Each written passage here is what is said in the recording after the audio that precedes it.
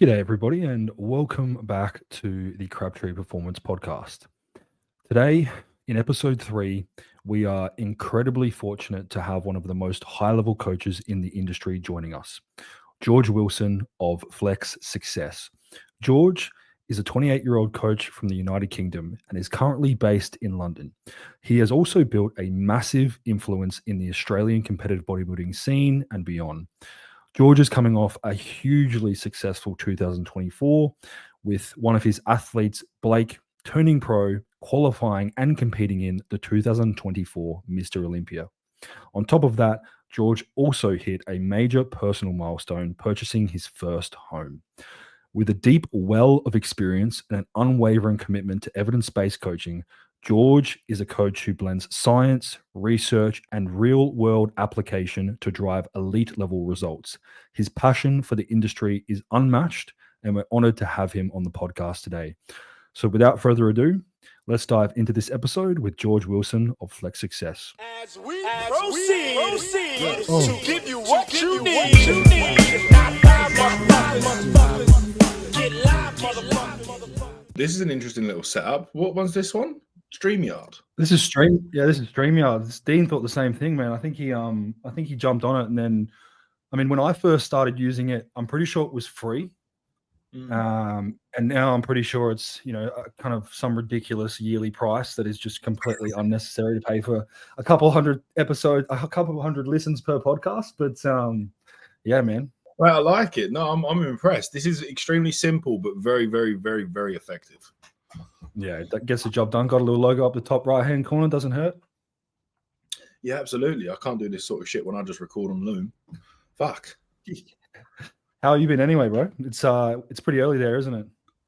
Mate, stressed and thriving, as always. It never changes. Same shit. What is new? I'm getting a puppy later, picking up a dog. Can't wait for that. Like today? Yeah. I was meant to pick it up last night, but she went to the vets with the people that are selling them to get her microchip done last bit before she could go. And they was like, "You missed it. Your appointment. It's tomorrow, mate." So I was like, "Oh, fuck. I got to wait." What kind of breed is it? A little staffy, little blue one. Oh, mate, how good! Yeah, I've had staffies all my life. That's the only breed of dog we've ever had. So I met Joe's staffy hunter, and immediately, dude, just fell in love with him. The best nature, such a good little attitude and personality.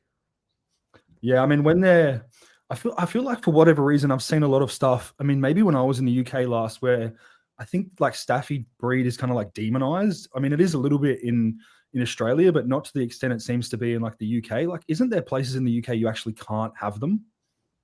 Absolutely, dude. Yeah. We've got some really weird ruling on the dogs. It kind of was pushed and grouped in with the American bully situation. Like, it was always a little bit antsy around dogs like staffies, pit bulls, or anything like that. But once the American bullies kind of become popular here, all of a sudden it just went crazy. All of a sudden, every single dog that had the slightest bit of lockjaw in its genetics or anything like that was like, nope, muzzled, classed up, can't go in certain areas as well. Yeah, fire out. It's for people, for me, my parents had a staffy about 5 years before I was born. That was an English staffy. Then that lived until about 15. Then we had a American staffy that lived to about 6, and he just got like a degenerative disease that he kind of withered away, which was sad enough at the time. And it was Watson, then it was Hurley, and now it's Arnie. And that was my American staffy, still with my parents, but all of them have had their own individual personalities, but they are the most like caring, personable, like loving dogs that you could possibly have. Like, obviously raised in a bad environment, being a powerful breed, it's, if you raise it in the right way, just as anything, it's the best. It's one of the best breeds you can have. Absolutely, mate. And it's a perfect little guard dog for when people piss you off. I will be training it in the wrong way. Whereabouts did you guys get your home in London? So we're kind of what I call ideal situation for me anyway. It's my ideal. Yeah. So I'm about a 45-minute tube, last stop on the tube line into London, but out enough that if I go in the opposite direction, I go to countryside. So it's like I'm very close to all the noise and the manic kind of mayhem of London, get all the fun, all the glitz and glam when we want it in small doses. But for the most part, can still just disappear out into the woods and be at one with peace and quiet.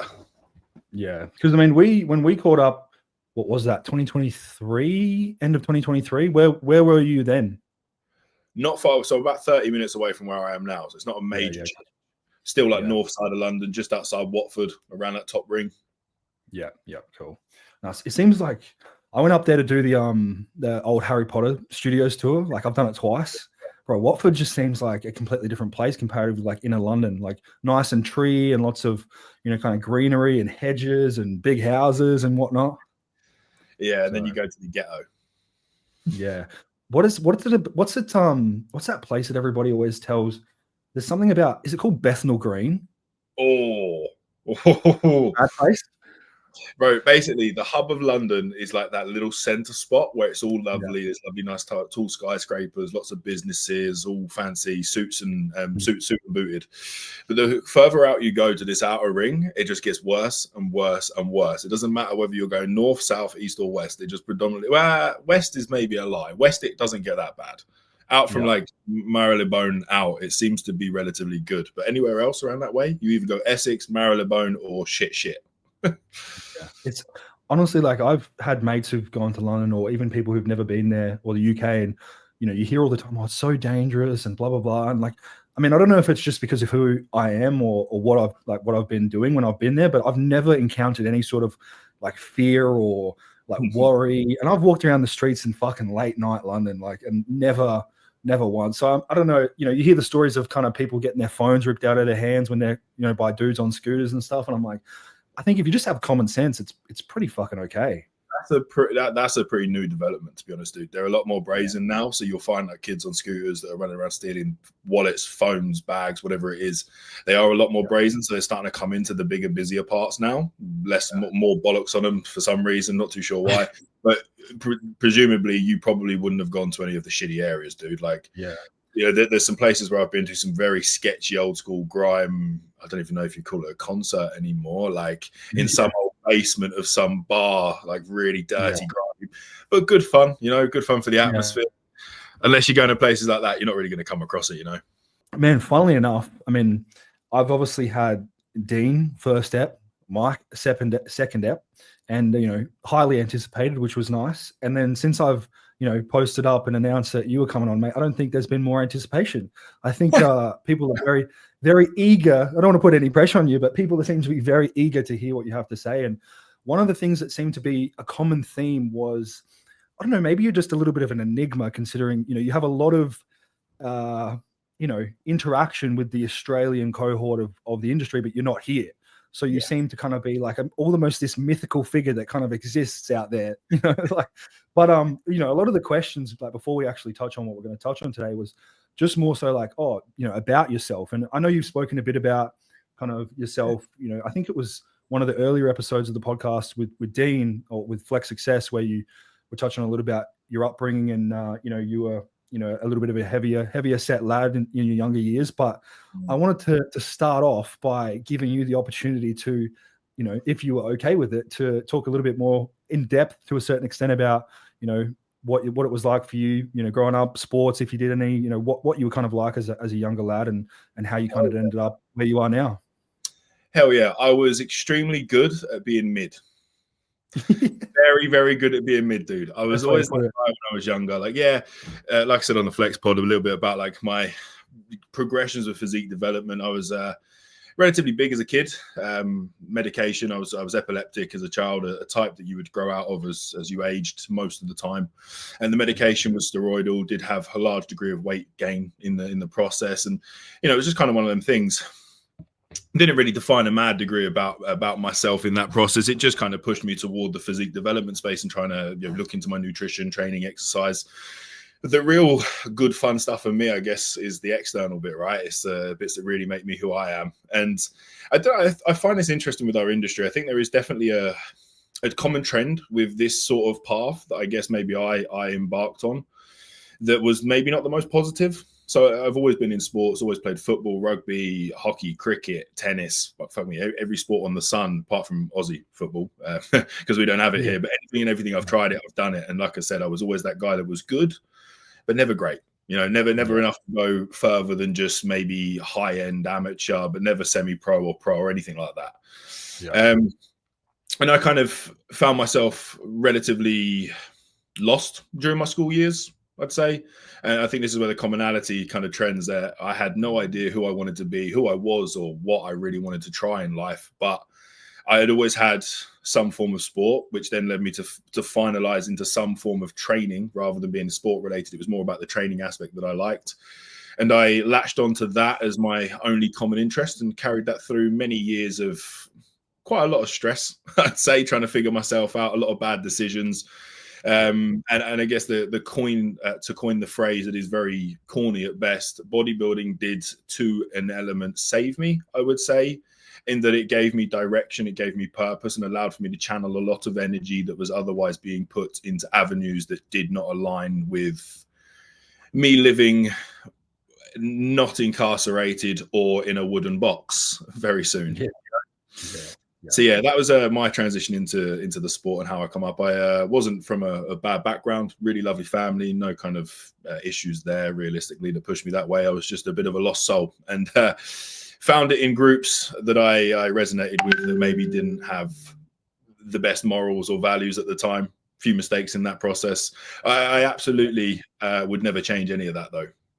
Would never change it. I also don't know. I get a bit strange when I go start talking through all this because my head's a lot all over the place with this. If you want a proper chronological timeline, dude, just please ask, and I'm happy to talk through anything in more detail. I just never know what sort of things people want to hear, like how deep and how honest you want me to go.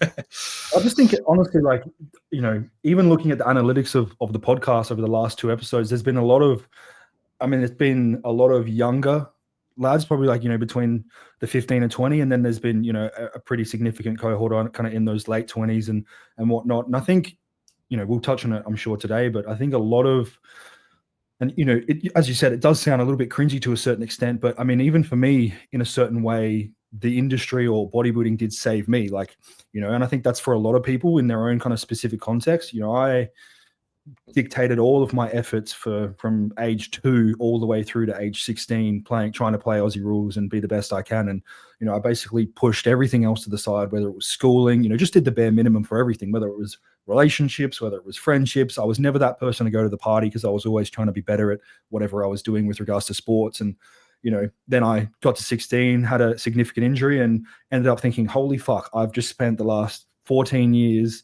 and that time, if you're a 16-year-old, you're like, my life's over, even though it's the start, you feel mature.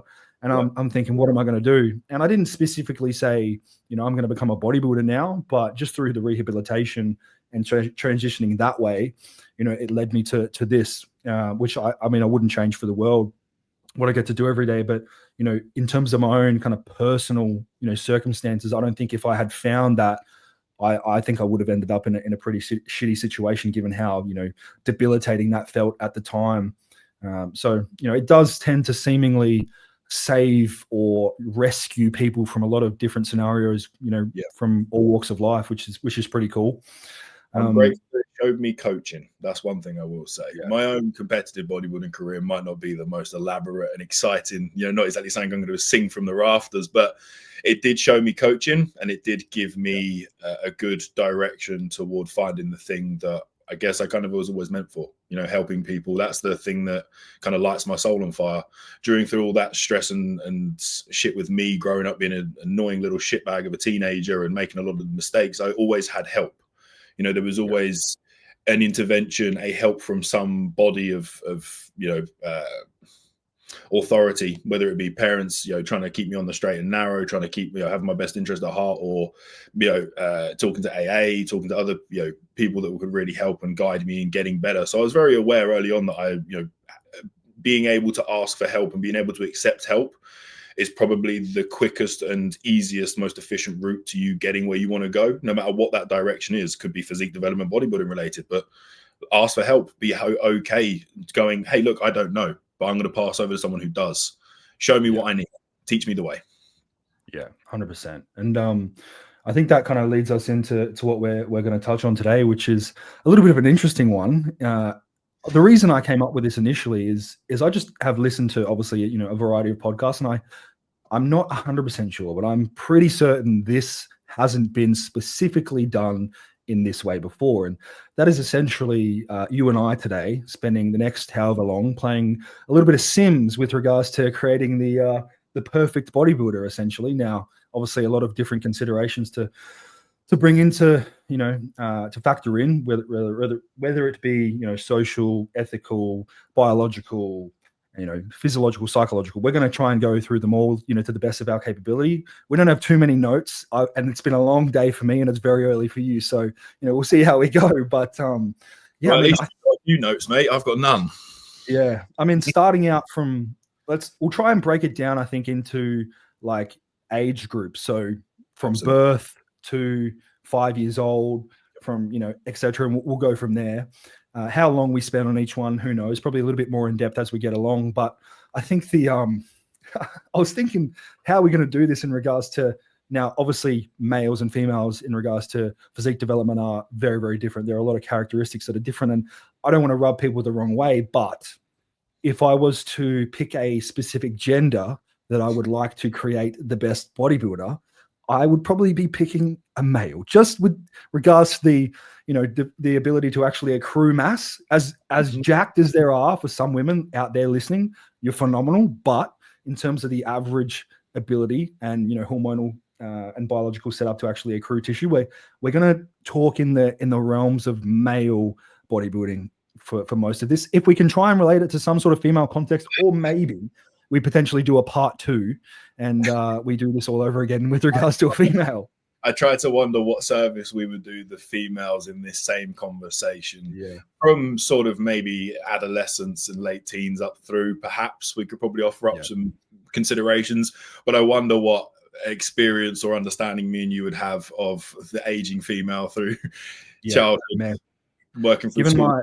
my schooling years, I have no idea. I didn't know then, and I still don't know now. So, look, who knows? But yeah, I'm sure there'll be definitely some, females out there. Keep listening, because there'll definitely be some points that you can attribute to yourself. But once we start getting into the more diverse things, it'll probably not be as applicable. But yeah, so we're going to tick off the box for gender or sex. I don't want to be cancelled. I don't know what you want to call it. Male. We're going to go male to start. Yeah. Let's call it sex. We're going to go male. And what ethnicity would we like to be, George? Oh, dude, I'm taking Nigerian all day. Yeah. Nigerian? Well, okay. So I think when you look at like the extensive bodybuilding, and this is Dean very much has summarized this extremely well with the clientele that he's worked with over the years, just looking at ethnic differences. Nigerian genetics, for some reason, and this is anecdotal, seem to have a really easier time, not easy, but easier time recruiting tissue, and they seem to have a lot harder time pulling off body fat. But I'd argue that it is easier to manipulate and figure out how to pull off body fat than it is to get someone to grow muscle when they are just stubborn genetically to grow muscle, So I would lean with genetics Nigerian, definitely. Yeah. With regards to that, I think taking into the environmental factor. So if we're picking a Nigerian, now I've never been to Nigeria. I don't know what they have relative to bodybuilding, but that would then would that then dictate that this individual, is from Nigeria, born in Nigeria? We would probably say that that they were. So therefore, we also need to take that into account with regards to access to facilities and whatnot. Now, this may sound incredibly back-ended and not quite up to date, but if I'm picturing Nigeria, I'm not picturing the most well-developed country in the world. Yeah. So, but I don't know. Maybe I don't know what the capital city of Nigeria actually is. It may very well be. Okay, let me restructure that. We're going to say from the UK, but with Nigerian parents. Nigerian parents, yeah. A little bit of John Boyega type thing. Yeah, that's I reckon that's the way to go about it. I reckon a Nigerian background, born in the UK. Yeah, I think if we was to expand that for listeners, I guess the location, the actual country you live in would probably be more so a choice if we are able to choose with the sim based on the current industry environment would be the way to summarize it. Like, what is the bodybuilding industry like in the UK? What is it like in America, Dubai, Australia? I'd be choosing the country based on what I see as the trajectory in that country within the industry. Yeah. In regards to right now, if we're, not that we're going to specifically procreate, but if we were creating an individual that was, you know, spawned out of maybe for some of the listeners, they might be disappointed in that, but you know, if we were creating somebody from scratch, they're born in 2025, Nigerian descent, lives in the UK. Where are we talking? London? Are we talking Birmingham? Where are we talking?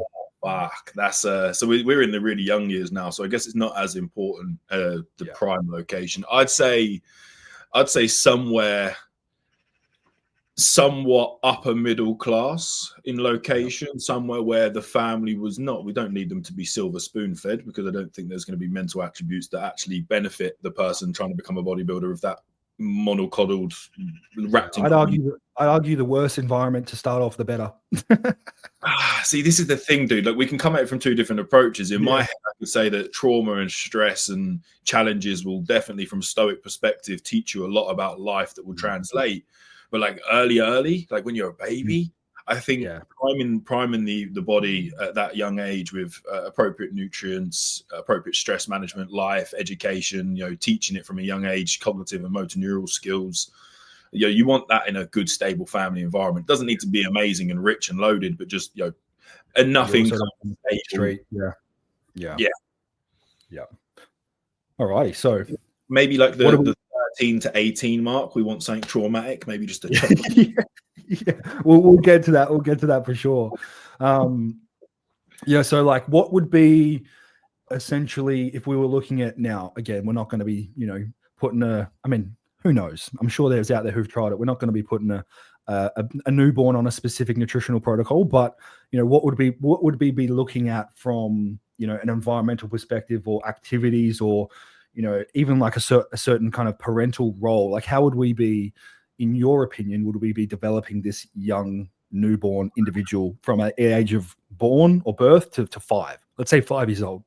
So my limited understanding of working with babies and limited experience having my own, no, I will say the one thing I will say as a consideration is, in those early years, very, very start, at least making sure they're breastfed and that the mum is appropriately, she's monitoring her nutrition and intake to be somewhat within the realms of healthy. And then, of course, you know, we're not using formula or synthetic milk to feed the baby. We can then regulate natural hormone transfer from mum to baby, and that's going to help improve baby circadian rhythm cycle, start getting it more sped along in its developmental process in the earlier stage.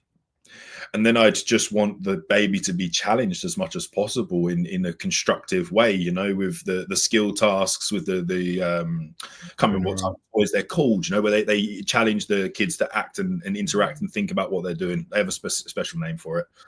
Yeah.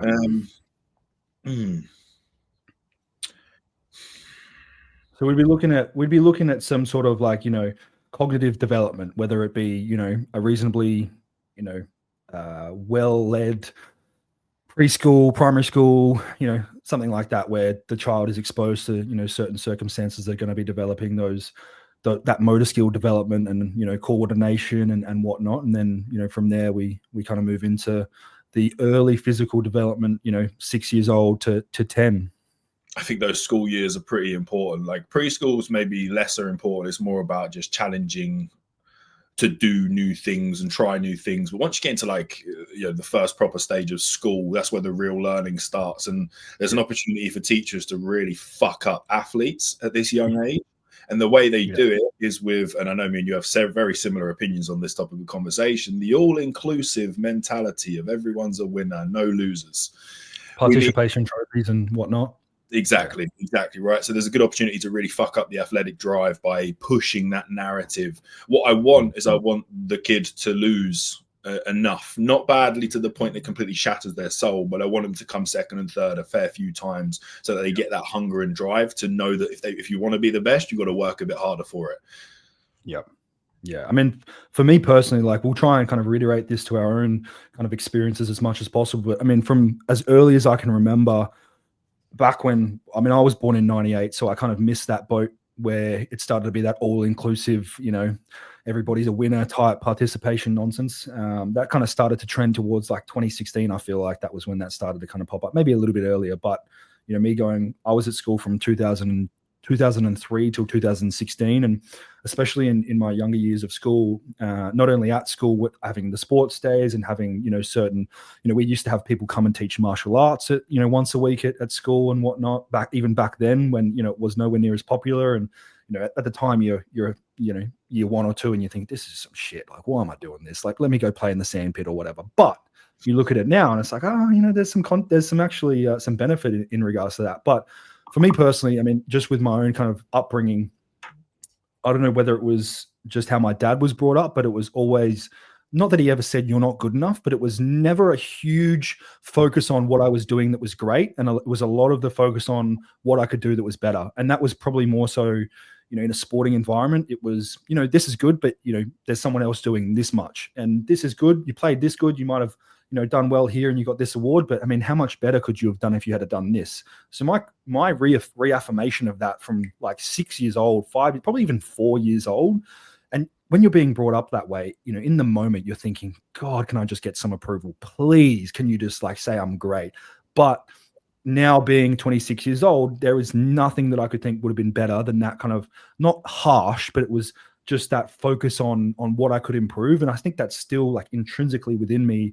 And that's probably part of the reason why we speak about it, we've spoken about it before, that kind of that imposter syndrome where, you feel like there's always something to be learned or always something new to be learned or, be, experienced. And you just don't quite feel as as adequate as what you potentially could be, if other people were looking at that externally. And absolutely, I think that's a really important part of not just developing, there's probably a lot of this that would be applicable to any sort of success in any endeavor, especially the younger years, but definitely in regards to translating to bodybuilding, having that reaffirmation of, and something I see with a lot of like high level athletes is a lot of their personality is tailored towards what can I do? What can I do more of? Or, they might have had the most exceptional week. Not one single thing goes wrong, but they come to me, in their check-ins and it's, I could have done this. I could have got an extra rep here. I missed this meal timing by 23.5 minutes. And, I was late to this or whatever. Whereas, the people who are very, very easily satisfied with very, very little don't tend to quite develop in the same way. Absolutely, man. And that's that behavior trait from your old man coming across there. It's that reminder, that very sobering reminder that the probability is there is someone out there better than you at what you're trying to do, better at you at your job or your hobby or your passion, whatever it is. And that should be a freeing, liberating feeling rather than a looming, daunting weight over your shoulder. That should excite you to want to drive and look for more, to try and keep going and chasing that ladder.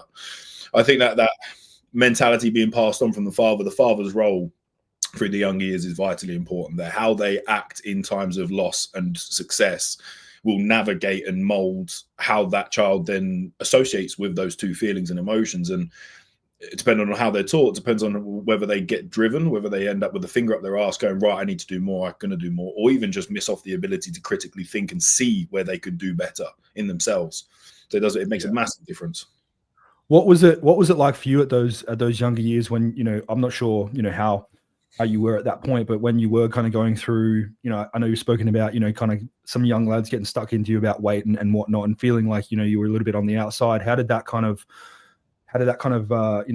build you into at that point, or what did you feel in that moment versus, looking back on it now? Do you think that was something that actually helped you kind of transition into who you are today? And also like your parents at that point, what was their kind of, experience with that around you? I'd say I've got two different perspectives on it. When I was at primary school, which what schooling system do Aussies use? Do you go same as America? Primary school, Yeah, cool. Yeah, so primary school when I was a bit younger, it was a very interesting experience because that was where the last few years the rapid weight gain kind of started once I was medicated. And like I said, I was always into sports then, playing football, and I had a really good group of team of lads with me at the time. And I'd have abuse from other teams at football. Someone would shout something to the fat defender, and I'd see one of my strikers come flying back from up front and mop him up with a double footer. Like I had a lot of people around me at a young age that were, where kids are very different. We don't have that kind of emotional warped mind that we do as elderly people, as adults. They seem to be a lot more pure and honest most of the time. So your friends generally just care about you. So there was never really much of like a negativity towards it. But that set me up for a big shock when I went to secondary school with the big pond and the sharks. And that experience just reminded me, I think, pretty quickly and very early on, or showed me and taught me that the world is probably not a very nice place once you get out in the sticks of it. And most of the people you come across in life are probably going to be somewhat similar in that they are, most human beings are assholes, in my opinion. They've obviously got their own reasons for that. But I think what it taught me in mental fortitude and resilience, in being able to suffer with, I guess, some essence of mental, I don't want to say torture, but it was relentless. It was years of my secondary school life that's part with this. It taught me to stand up for myself, which, you know, my old man had already stuck in me from a young age, which is probably why I was such a good target, because I would give it back as well as get it. But so, yes, I think it definitely enabled me to develop a level of resilience to negativity, which I think has definitely traded well into adult life, because there's a lot of shit in the world. And if you have a very bad filtering process of said shit and negativity, you will get heavily put down by life. There's a lot of negative, and if you always focus on it, you're never going to be able to move forward. So I think it ingrained a mentality in me that I think is positively attributed massively to my somewhat stubborn hard-headedness when it comes to dealing with shit. Like, I don't seem to have a similar response to most people when shit starts to get stressful and bad. I kind of just thrive in that environment. So I guess it would be attributed to that. My parents were incredibly good. I can't really falter them there. Both very supportive during that time. You know, from a nutritional standpoint, you know, behaviors wise at home, mum's always been into her own nutrition, always trained. She was the gym bunny. She was the one that was into her health and fitness. So I get a lot of my interest in it from her. Also, my interest in science comes from her. She's a very inquisitive person. But yeah, so she was very good with nutrition. Like, there was nothing that really you'd look at in my home life that you would have gone, oh, there's a reason he's fat. You know, there's the reason he's obese. There's none of that. It was always salads, healthy foods, nutrient dense, vegetables, whole foods. But I lived in a house with two other men. So it was a household of 3 boys, including me. They were all big eaters, and the pot of food would go in the middle of the table. And to be honest with you, between me, my brother, and my dad, there was an essence of survival of the fittest, right? Yeah. So there was some behaviors I look back on that maybe could have been corrected. You know, when you see me now as an adult, you see how much I can pack away in food. You wonder why, and you see those. If you watch from an outside perspective, us around the table, you'd see why. Yeah, I mean, it's a little bit off topic, but I mean, I was just having a conversation today with one of my athletes, and they were talking just about kind of their association to food and how food makes them feel, and it's something I hadn't really thought about for a while, and it's definitely something I've thought about a lot. But I mean, for me personally, for whatever reason, when I was growing up and I was in a situation where, you know, I was anxious or I was stressed or I was, you know, unhappy, my crutch would be watching a movie with my mum. So film and television and those types of things, that kind of creative arts, that takes me out of that negative environment. And I feel like I'm in a different place. And that gives me this dopamine escalation that I just feel, you know, otherworldly. And it completely kind of, you know, rescinds me back to feeling, you know, really, really good again. Whereas what I seem to find with a lot of people is that, you know, even ones, you know, that know about nutrition and have been a bodybuilder for X amount of time and, you know, really have a good foundational grasp of the aspect of nutrition, is that food was their dopamine escalation. That food was their crutch when they were brought up. You know, they were going through something, you know, with regards to whether it was at school or whether it was at home, and they'd lean into food. And then becoming a bodybuilder and engaging in these activities where food isn't essentially used in that capacity, it's used as a tool. You know, it seems to be always challenging to kind of restructure the mindset to you know, allow those people to understand that it can be used in that way, but you'd probably be better served, you know, finding something else to you know, lean into when you're dealing with those things, especially from like a preparation scenario. If you're kind of relying on food to make you feel a certain way, and, you know, the idea is obviously to get peeled, it's a challenging thing. Absolutely, dude. Emotional eating, whether it can be positive, you know, you could be celebrating, it could be happy emotions that are leading to this association to the environment and the food being kind of conjoined. But it can also be extremely negative in that you're trying to squash sorrow or get rid of sadness, trying to alleviate that. And you're completely right. It is essentially what that's doing is a dopaminergic response that's alleviating the symptoms of negative emotion. It's giving you a kick on the reward complex that's making you happy, enjoyed. It's giving you an impulse. And that is no different than what recreational drugs are doing, right? It's just it's a very big different kick in dopamine, but it's a similar pathway that process that we're going through. And that can be seen in the extreme case of recreational drugs, be very problematic for addictive behaviors and pattern recognized behaviors. So for someone who's emotionally eating, that's a behavior that gets recognized. And then if that translates to bodybuilding, when they are under extreme stress due to positive things, contest prep diet, hypercaloric state, additional expenditure, very high fatigue output, what do? They seek food because it's their solace, it's their comfort. And that is directly problematic because it's bipolar to the actions that align with what we're trying to achieve, right? So that's something that needs to be squashed. You can't realistically be going into a contest prep with very strong emotional eating behaviors. They are things that should really be addressed or seen and isolated first and then corrected before you embark on this. Yeah. And I think that, I mean, that alone, that what you just said is, I think, hyper important for a lot of people listening, because I mean, especially the younger cohort of bodybuilders coming up that have maybe had those environmental situations where food is their crutch, and they do get that dopaminergic response to food. You just can't exist as a consistent bodybuilder if you're relying on those things. As I said, like you said, it's bipolar to that actionable goal that we're trying to achieve. It might be doable, but I tell you what, you're making it very fucking hard. It might be fun. Very stressed at the end of it, although you might get to the end, you might get there feeling or looking like a sack of fucking wet potato, like it's not going to be great. Yeah.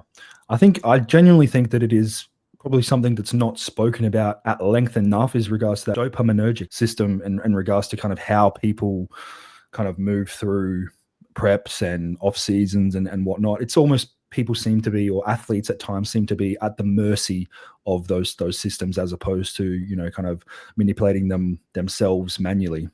Absolutely, dude. Absolutely. And I guess that dopaminergic drive is a good trade-off into that next topic of life, which was the teenage years, that secondary school scenario. I noticed a very good overlap there between that conversation, just in that was probably where most of my issues with dopamine seeking behaviors developed, much for the same reason though, right? Same way that food is a solace for that crux of negative emotion, we can lean into other avenues. Bodybuilding itself can be negative in behavior if you're doing so to negate emotions that you're avoiding feeling. Any behavior or anything that you do or engage in regularly could eventually become a negative behavior if used in the wrong manner. But through those teenage years, that was for me where I noticed the largest degree of change. Like for me, back to my personal story, where I was feeling a bit lost at that time, not really having direction. Like I said, the gym had always been consistent, which I did later become to realize. I was like, oh, that's the light bulb went off. I was like, I've always done this without any care in the world, always been really happy and just enjoyed lifting weights. So run with it. That was the final decision. But during that time, there was a lot of learning that was done and had in just the typical troubles that a teenager goes through. And I think they do massively attest to, again, the resilience, like we said, with the bullying at school, making very large degree of mistakes that have actionable consequences. That, again, is a firm reminder to thinking ahead to the future and why we plan and periodize our actions and think about the risk reward of every trade-off, not just like in actions of being naughty or misbehaving, but every action from there forth. It always has an action and a consequence, as a stimulus and an adaptation, whether positive or negative. So I think those years falling off the rails for me were probably what pushed me into such a negative state that I was then saved by bodybuilding, right? It got that bad during that time where I didn't know what I was doing, that I fell in with the wrong people, the wrong crowd. We're a byproduct of the four people around us. If you're surrounded by 4 millionaires, you're the fifth. That common statement doesn't actually mean that. It just means you're going to start to behave similarly to the people that you associate with, and you're going to adopt their behaviors. So I very much did become someone who I probably wasn't meant to be and didn't align with myself in any way.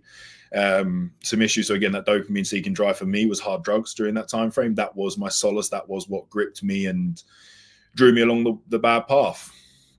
And I think in seeing all of that help that I had during getting me off, which to say, from the drug that was a problem, I am 8 years sober and clean, which was pretty fucking cool to say now. Even when I say it now, I still get a little bit of a choke in the throat, which is pretty mad. But yeah, that going to that place, being in a state of such disarray, negativity, feeling like there's no way out and that you're trapped, it kind of makes bodybuilding easy. I don't mean to say that to kind of diminish anyone else watching this, but when you've been in such a bad place and you've been to a point of true trauma and stress and depression, all the things that come with it, the cost of dieting, the stress of getting up early, doing some steps, being a little bit hungry, existing with what to me feels like a very small amount of stress comparatively to the environments I had existed in for, like, this was like a 3-year daily problem. It doesn't seem like much to me. So that for me made bodybuilding this kind of accessible thing. It was like a challenge that I could definitely do because of the mountains I'd climbed prior. Yeah. One thing that you see very often, and you absolutely don't represent at all, is an individual will have experiences like yourself, where they were okay at sport, but never, fantastic, and they were kind of on the outside a little bit, and they do find bodybuilding, and then because they accrue a certain level of tissue and a stature kind of presents itself within themselves, they kind of then promote this kind of toxic, kind of alpha, portrayal of themselves that isn't actually true to their identity. And you can see that become quite prevalent in the industry as they kind of build up the ranks. And how would you say that you've managed? Was it just the people that you've surrounded yourself with, or how have you managed to be, the person you are and not kind of lean into that? Because it's very often that you can see it in a lot of different instances. The kid that potentially is bullied through the school and then becomes a police officer, and they've got that power, and they then kind of action that in their daily life. Where did you find? So recent. So this is actually weird topic of conversation because it's stuff I've been talking to my therapist about recently. So I'm also a late diagnosis of ADHD, and I have, I suspected that through my teenage years anyway at school. But my mum and me were both on the same page of like, what is it? I don't want to be drugged up to the gills. My mum's very much against just drugging up kids and everything else. So we didn't bother looking into it. But as I got older, I started to notice these behavior patterns and the way that my neurology functioned that were a hindrance, and I wanted to try and understand it better to navigate it. And in that process, we spoke about a lot of that scenario in my life and how that made me behave and how I acted. And I come to the conclusion in that conversation and that dive that it was not a true representation of myself. Well, two potential scenarios. Either it wasn't a true representation of myself and that my inner child was still there at its core, and I was masking in that I was fitting into the crowd, behaving in a way to suit the environment, to feel safe, to feel a part of the pack, and to, it's human behavior, right? We're pack animals. We feel safe in that environment. So it was potentially behavioral. And then once I lived in that environment for long enough, the inner me was eventually tired and said, I can't keep existing with this avatar anymore. We need a change. Depression kicks in, problems start to arise, you fix it. Or the second thing is that, look, there's the Louis bag right there, right? I don't use it. I don't take it anywhere anymore, but it serves as a reminder to the person I used to be. I've got a Rolex from when I was younger. No one will see me with a watch on my wrist because I'm not that person. But at one point I was. It wasn't me, but I remember what that felt like. And it was a pure embodiment of ego that developed during the time of being that person, embodying the behaviors of the alpha male, the guy in the group, because I was the guy in the group that was, not like top dog, but up there in the runnings. So there was like this leadership and responsibility to behave a certain way, make decisions and do things to, admittedly other people and scenarios that were not aligned with my, core of a human behavior, and some very horrible, nasty things. And again, it was the dissolving of my ego once I recognized it. That I think more so, like I did a lot of work on it, recognizing these behaviors as not a real representation of myself, and that this artificial ego I'd created as a protection. I did a lot of work trying to break through that and trying to understand it, like, getting back to drawing, getting back to art, all the things that used to light my passions up when I was a little innocent kid, nature, animals. I was just this massive nerd. So through finding that passion again, that pulled me away and enabled me to get that ego and squash it down to, I think, the amount that's necessary for human survival. Yeah, man. I mean, what you say resonates so much with me, because I feel like a lot of what you're saying, I've experienced in my own way, and it's kind of shaped who I am. Speaking about inner nerd, all you got to do is look behind me in the cabinet right there and see a bunch of lightsabers and stuff, Star Wars memorabilia and whatnot. But not that I ever experienced any sort of kind of, genuine clinical depression or any sort of really significant trauma apart from, my own injuries and whatnot, which at the time felt extremely traumatic, but in generalization, not quite as much as would actually be. But what I experienced as a younger or growing up was, and it will sound extremely arrogant, especially to probably people that I went to school with at the time, but I was very good at the sports that I put my energy into, like, if we were talking sporting teams, I was always at the top end of the teams, and whether that was like, high end. And I, which sounds very strange, but I was the outcast because I was almost too good. Like it was, hey, he's so good at this. He doesn't engage with the stuff that doesn't make him great. He doesn't come to the parties that we go to. He's just hell bent on doing this and it's never going to go anywhere. And I was always that friend in the friendship group that would, laugh at something because I just wanted to fit in. I didn't find it funny, but I just wanted to be involved. And I was never kind of brought into those things. Like I had friends, but I was that fifth guy out of the four that was on the outside. And that was always because, I was just essentially doing things that were probably a little bit, more attributed to what an adult would do, or I kind of engaged in those activities differently to a younger kid. And I always found myself on the outside. And then going through that kind of career-ending injury before it even began, all my energy and ego and self-worth was in the whole, like being completely transparent and honest. The whole reason I started posting on Instagram back when it wasn't even really a thing with regards to fitness in Australia, like 2014, 2015, was just to show my teammates and my friends, hey, look, I'm doing something. Like I'm still going. I'm doing something different. Look, I can do this on my own. I don't need to be in a team sport. And, even very, very early on in my coaching, when I got, a certain amount of finances, it was, I'll buy a new car and, I'll flash that all around. And I bought the Louis bag. It's sitting in the cupboard there and I don't take it anywhere. Same exact thing. I posted up my Gucci bum bags and stuff on social media, and I would travel to a certain place just so I could post about it and be like, hey, look, I'm in fucking, Iceland. What are you doing at fucking 19 years old? But it was, reflecting back now as a 26 going on 27-year-old, it was just fueling that kind of inner child that wanted to be approved and wanted to be recognized and wanted to fit in, and almost like, shove it back in their faces. And that just wasn't conducive to me as a bodybuilder or as a coach, but it also wasn't conducive to my own happiness. And when I started leaning back into those things, that I don't love the term like inner child, but I don't think there's anything else to call it, that like when I started leaning back into those things, it not only helped my coaching, it not only helped my personability with other athletes that I was coaching, but it significantly helped my personal life and my bodybuilding. And, we've obviously arrived at very, very similar, circumstances with our lives, but in a different way. And I think that, being able to kind of take yourself out of that situation of trying to please or, impart a portrayal of oneself to others and just truly existing within your own identity is so beneficial for your personal progression. Absolutely, dude. Absolutely. Yeah. I know we've spoken a bit about our personal situations, but I guess they are all extremely relevant into that kind of sim creation of the ideal bodybuilder, because as you see, like between me and Taylor, there's two potentially different routes into bodybuilding, both relatively at equal points of success respectively in coaching. I mean, you're definitely a bigger, better bodybuilder than I was. But again, two very different paths in, but, similar positions in trajectory at the moment within it. So two very different paths. And that I guess is just a talking point, that not every person's journey into this is the same. There's going to be differences. There's going to be slight variations to this.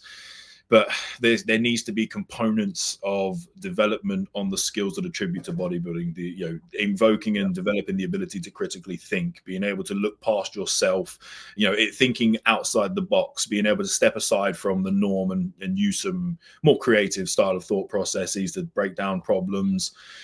Some element of understanding what it's like to exist in stress, and whether it be physical, mental, emotional, obviously, again, mine and Taylor's problems and troubles and tribulations are different, but all equal in the effect that it has on one another regarding the development in here.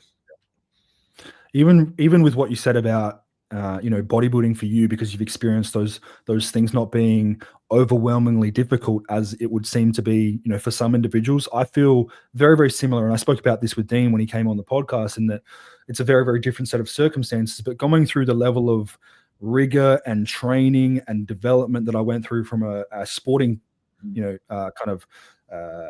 undertaking through my, junior years, like there was not one day where I wasn't, from age 8 to 16, either training or playing. The only time I really wouldn't engage in any sort of sporting endeavor was through the summer. And usually that was like a training camp, going away to different places as a 14-year-old and trying to build up my running skills at higher altitudes and things like that, which is unheard of for a younger group of kids to do. But that was my life. And then when it comes to bodybuilding, just eating a little bit less and training, like my entire existence revolved around this vigorous, ridiculous aerobic capacity, like from the age of 8 to 16, and going into bodybuilding, utilizing these more anaerobic efforts in terms of the actual intensity and uncomfortable nature that it feels. It doesn't compare in regards to that, and that's what I feel like is almost like a little bit of a superpower. And again, we're not specifically being general with regards to our conversation, we're relating it to ourselves, but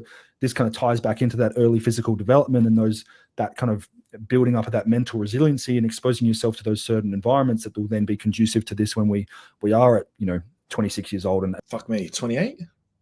I think. You know what's funny?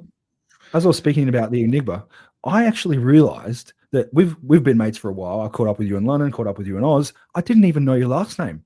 I did not realize your last name was Wilson until did you not have that on your Instagram for a period of time? No, never have, man. It was GW Physique beforehand. So maybe it said George Wilson on the old one, but that was years ago. I've had Flex Coach George ever. So the last, what's it now? Nearly 4 years with Flex, maybe somewhere around there. I'm not very good with time, but Flex Coach George has just been the handle ever since. So not many people do know the last name.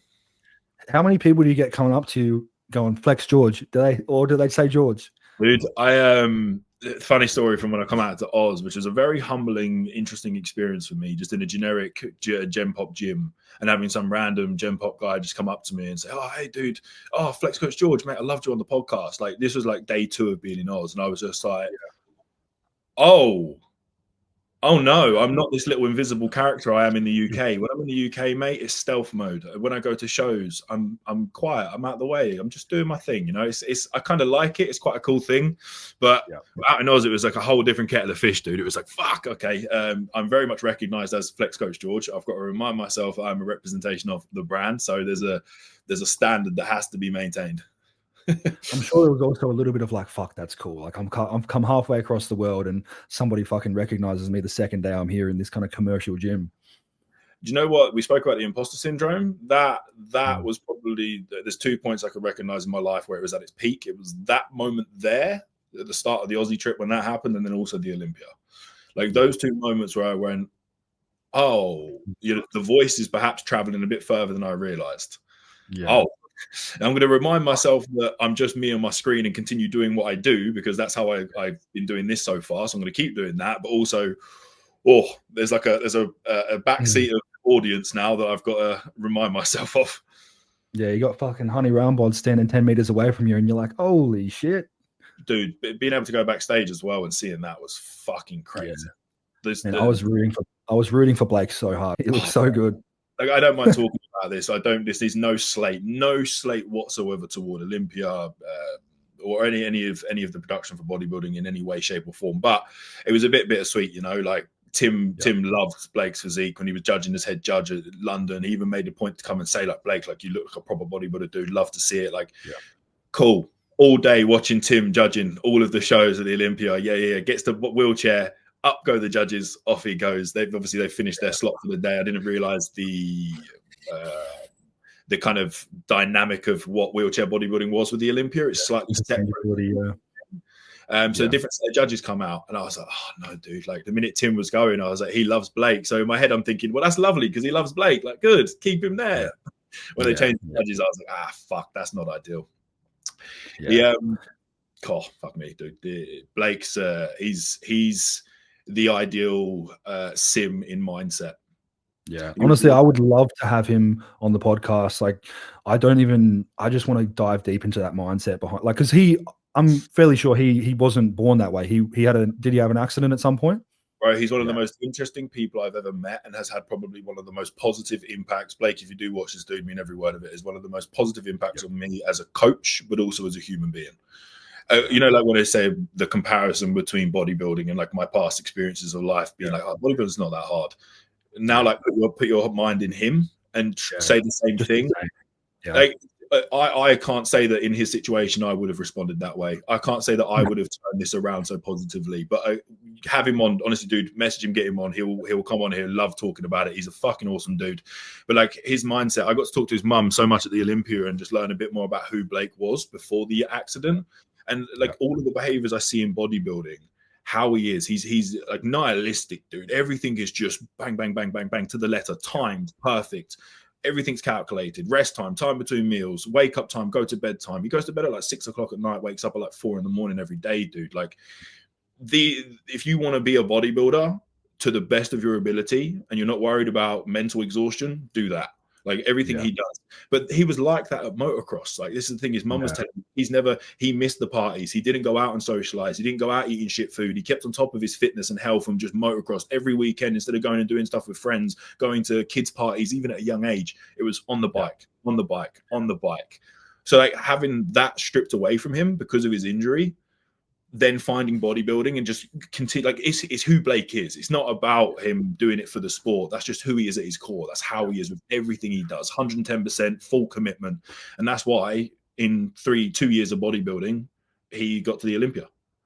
Because he does the level of mental fortitude and resilience one individual has to have to, you know, essentially experience that and then end up at the Olympia 3 years later or however many years it's been. It's just otherworldly.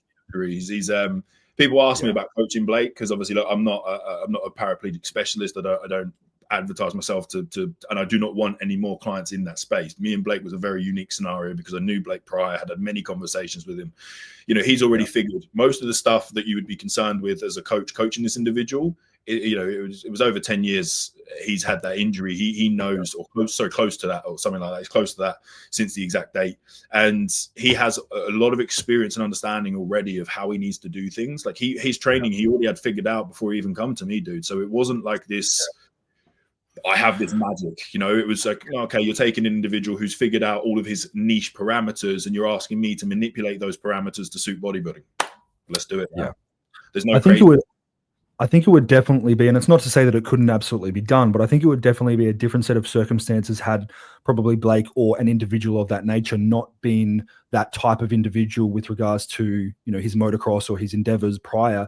If you weren't someone who was, you know, who existed in that realm and then got injured or, you know, obviously become paralyzed and then started a bodybuilding journey from there, I think it would probably be, you know, something that would be a very, very different, you know, environment and set of circumstances in trying to navigate. But I mean, it's just, you know, it's just incredible, you know, what he's been able to do. And not to mention just like how he looks. Like he's in a wheelchair and he looks substantially better than 99% of the fucking population. Not even the population of bodybuilders. Yeah, it's mad, eh? It's mad, eh, bro? He definitely doesn't realize his own potential as much as what it actually is, which is a good thing. I think good thing because he'll keep continuing to push on, dude. My problem is just reining him back in a bit, bro. Once he's got that drive, it's just keeping the reins on so he doesn't run too far. Yeah. No, honestly, dude, it's like before we move on to the next topic, with regards to that imposter syndrome that we touched on and you coming to Oz, another thing that just popped into my head was when I saw you last in London, I went into Niketown in the CBD and went up to pay for this jacket or whatever, and the dude, you know, kitted out in the uniform at the counter was like, "Are you Taylor Crabtree?" And I was like, "What have I done? What have I done wrong?" And he's like, "Oh, I follow you on Instagram. I followed you since like 2016 when you were like posting videos on YouTube doing 10K calorie challenges. Like, what are you doing here? I didn't know you were here." And I was like, "Holy shit!" That's like, I didn't take a back environment, dude. That's a random shit. Yeah. And he was like, "Oh, you got to come to this gym." And he's like, "Oh, I've trained here." And he competes in like men's physique or something like that. And he kind of is still in touch with me now. And I was just like, "This is sick, man." You know, you just don't realize the reach that you can have. And I mean, sometimes you watch you look back at a video you've posted or whatnot, and it's like, 3,000 views, fuck. But 3,000 people in a room spread across the world, like that's a fucking lot of people. You put me in front of 3,000 people in an actual room, and I'm like, shit, what am I saying? Sweating. Yeah, that's same as me, dude. Same as me. But I mean, we can talk all day. We might need to make this into 2 parts. Who knows? But we're about between that kind of younger early development and whatnot. What I wanted to touch on and move forward with would be during those years, whether it's 6 to 12 or so forth, what kind of activities in terms of physical exertion or development would we want to be, or what would you think we would want to be engaging in? I think there's a large degree of neurological and psychological development that comes from team sports. I would want them in some sort of team environment, whether it could be any sport, realistically, football, rugby, cricket, I don't care. But as long as there's that team element to it, I think that's incredibly important for character building. I think a sport that challenges them from so I think a sport where size is somewhat important, not as in like actual muscle size, but general mass in order to play the sport. So this is where I like rugby or NFL or something like that, because it encourages the understanding of needing to eat to fuel the amount of mass and the drive, obviously, to sustain the output for the sport at bigger weights and size. So it encourages nutritional drive as well as training drive to get bigger, to get better, to get stronger. So maybe something like football would be more aerobically challenging. Not to say rugby isn't, but there's also a definite more strength and performance element to rugby, I'd say, in the earlier years, at least. Yeah. Well, for being in the UK, there definitely is with the schoolings that we go to. You go to a rugby school, you're literally pushed straight from day one and get on with it. Yeah, I mean, not that it's probably super conducive. I mean, it may be with regards to team sports and social skills around environment. Like obviously, as a bodybuilder, even though it's a solo endeavor, you are obviously surrounding yourself with a lot of different individuals and personalities. So having the ability to develop social skills through team, but specifically for me, I was very fortunate through my development in being able to be a captain of team sports or be a captain of a school house. And, at the time, you just think, oh, I'm just, the best at this sport or one of the best. So that's why I'm in that role. But that has probably been one of the most fundamental learnings that I've developed through my younger years in being able to kind of translate to my coaching and how I can kind of lead people and talk to people. And, when I do have, younger athletes come on board and being able to develop them, not only their physical nature, but also their habitual nature in regards to what's actually necessary for them to do and exist to be the best bodybuilder. I think that's one of the, being in that team sport environment and being able to be in leadership positions has been, invaluable in regards to that development. Absolutely, dude. No, absolutely. Team sports, some team sports, social skills and whatnot. And also, that, as you said, that strength and conditioning component. Would you say there would, now I think I had this conversation with Dean during our check-in the other day, but he proposed the idea of a potential gymnastics or whatnot for that kind of flexibility and kind of motor skills and whatnot, strength and balance. But my thoughts that with regards to that was, I see where it's coming from, but also I've had friends and family who have been involved in gymnastics, and the risk of injury is very high. Now, again, you can recover from injuries, but would you potentially not achieve similar in, say, swimming or something that's going to place very little stress on joints, tendons, and that kind of developmental integrity that, of those things that you want to preserve from a bodybuilding standpoint? I suppose, but I think maybe perhaps not to the same degree as which gymnastics would benefit the mobility, flexibility conversation. I think it would probably be a similar trade-off doing something like swimming, being such low impact, and keeping good joint integrity and being very mobile. I can see that. But I do agree with you. I think the gymnastics comment is like in an ideal world. If we're going to do things correctly, we're not going to get injured, and we're just going to go through that process fine, scathe-free, then absolutely I agree. It makes a lot of sense, to trade off with positive improvements to tendon, joint, ligament integrity when you start lifting weights and training heavy. But most of the time, if any people that I know that are bodybuilders that were ex-gymnasts, they usually end up falling into bodybuilding because they got injured, and there's typically a hindrance injury that impedes their bodybuilding. They usually have really underdeveloped anterior delt because their rotator cuff's fucked from doing, Christ crucifix holds and, labrum tears and things like this that can happen. So I exceptionally strong core and terrible limbs. that's usually what it is. Pretty much, dude. I always think back to when I was at school. We had an Olympic gymnast. He was in sixth form when I was like year 11. I remember him because I remember looking at him thinking, fuck, dude, you're jacked. I always remember him because he used to backflip on the floor, and I used to think that was really cool, just on a flat floor with no spring. But he was jacked, dude, always jacked. So again, like with gymnastics, there's within the training process, there's such focus on strength and performance from again, I guess more of a calisthenics front, like again, complete control of body weight. And it does involve a lot of core, but I do think that would also, in a similar way, the rugby training would trade off, have a massive positive impact. Yeah, weight stuff. What do you think about martial arts in regards to discipline per se? Because I think that whether it's jiu-jitsu or whatever martial art that you want to engage in, I mean, I'm sure there's a certain, I mean, even myself with regards to coming up playing Aussie rules, there was a significant level of discipline, but I think it was more so my own personal choice to make it as disciplined as what it was. Whereas I think if you were a younger athlete, you probably wouldn't have the capability to not be disciplined and develop that body control and develop that kind of attributes that would be conducive to bodybuilding if you wanted to be successful. I think if you are disciplined in a martial art, it's fantastic. Or if you're not, you're getting choked out. It's a little bit more gravitas. It's a little bit more gravitas to losing a rugby game or going night. Yeah, there's a difference in consequence, right? So that might reinstill some better, faster changing of behaviors and learning of behaviors, I guess. Martial arts is an interesting one. I think the biggest thing that I see as an impact there would be the level of respect you have to have for sensei, for master, for the person who's teaching you, the teacher in this process. You have to have an innate amount of respect for. And I think that in and of itself is worth its weight in gold straight away. As a bodybuilder, you're going to need to be able to be coachable. That doesn't mean follow instruction, but you're going to need to be coachable. And that involves having respect for the person you see above you to have the authority to help you get to the goal. So there is an essence of trust that you have that has to kind of be developed. You have to learn to give trust and first before some people earn it, right? Like with the martial arts instance, you go in there, sensei immediately, you have to just put your faith in this guy to lead the charge.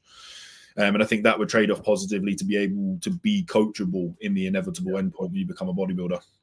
Yeah.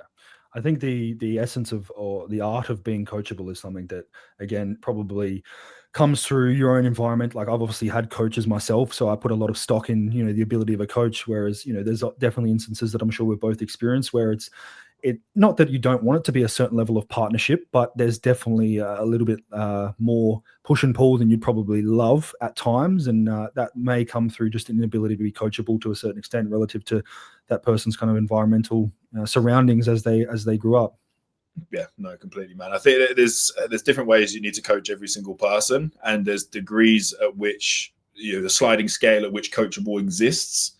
But there is a certain like benchmark that exists, which is like that inflection where you have to be at least this much coachable. You can ask questions. You can be a slightly different coachable person. Yeah. You can be a bit more inquisitive and need more explanation. That's fine. But there has to be an essence of not dictatorship, because that's the wrong word, but instructions to be followed. You have to be able to accept that. Yeah. All right. So we're getting into the kind of the 16 years old or so. I think the best question I would have for you and for listeners would be, what age would you think would be the ideal time to start weight training?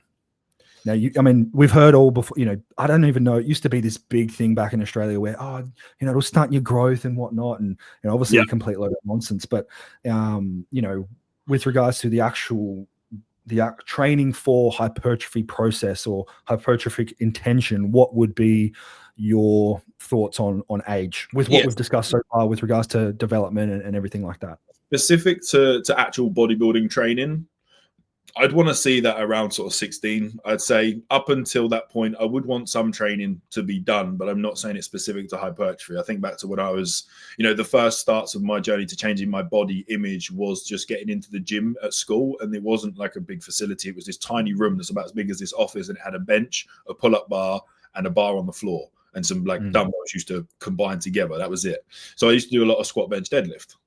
And that wasn't necessarily for hypertrophy. It wasn't programmed in such a way, but it was, just skill acquisition and just learning how to move under load and basic skills. So I'd say that that's still imperative prior to the hypertrophy training starting. So specific hypertrophy training, I'd say, would probably be in that sort of 16-ish bracket onward. Yeah. There's a component of that as well that I think I was really lucky to have, in that I'm sure that you agree to a certain extent, but once you dig deeper and become, more involved with the bodybuilding industry, I think that it becomes less innocent.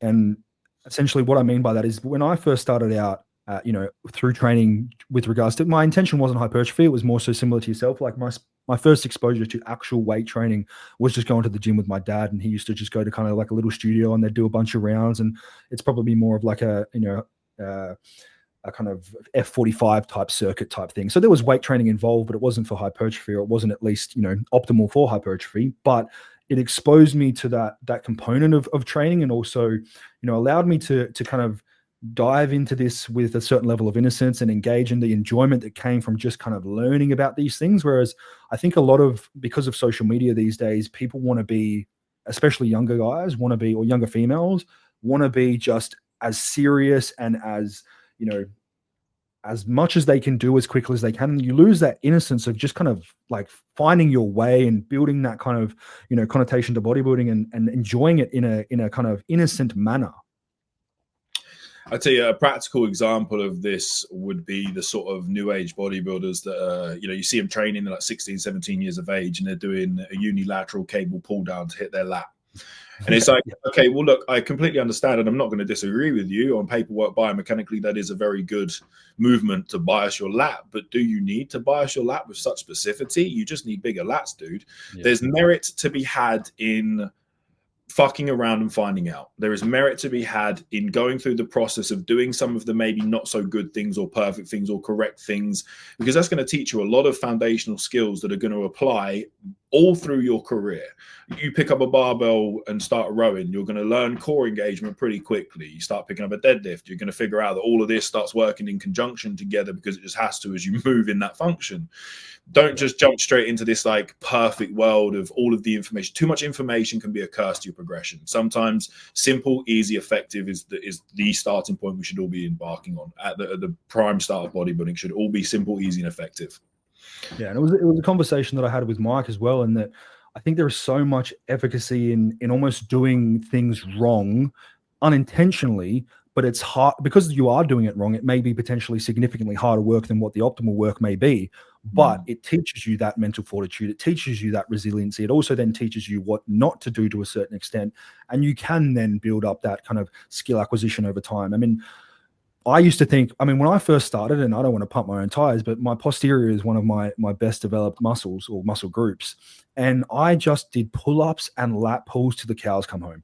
Like all I did when I went to the gym, I'd do 5, 6, 7 sets of lat pull downs with as heavy as I could possibly go. If you go and look, 2015 on my Instagram, the form was horrific. I was just rowing that stuff from up, down. It was flinging me around everywhere. And then I'd superset with, a ridiculous amount of pull-ups. Body weight, and I'd just go back and forth between that, and then you'd find me going over to the barbell and trying to row 140 kilos at 75 kilo body weight, and it was terrible. Traps.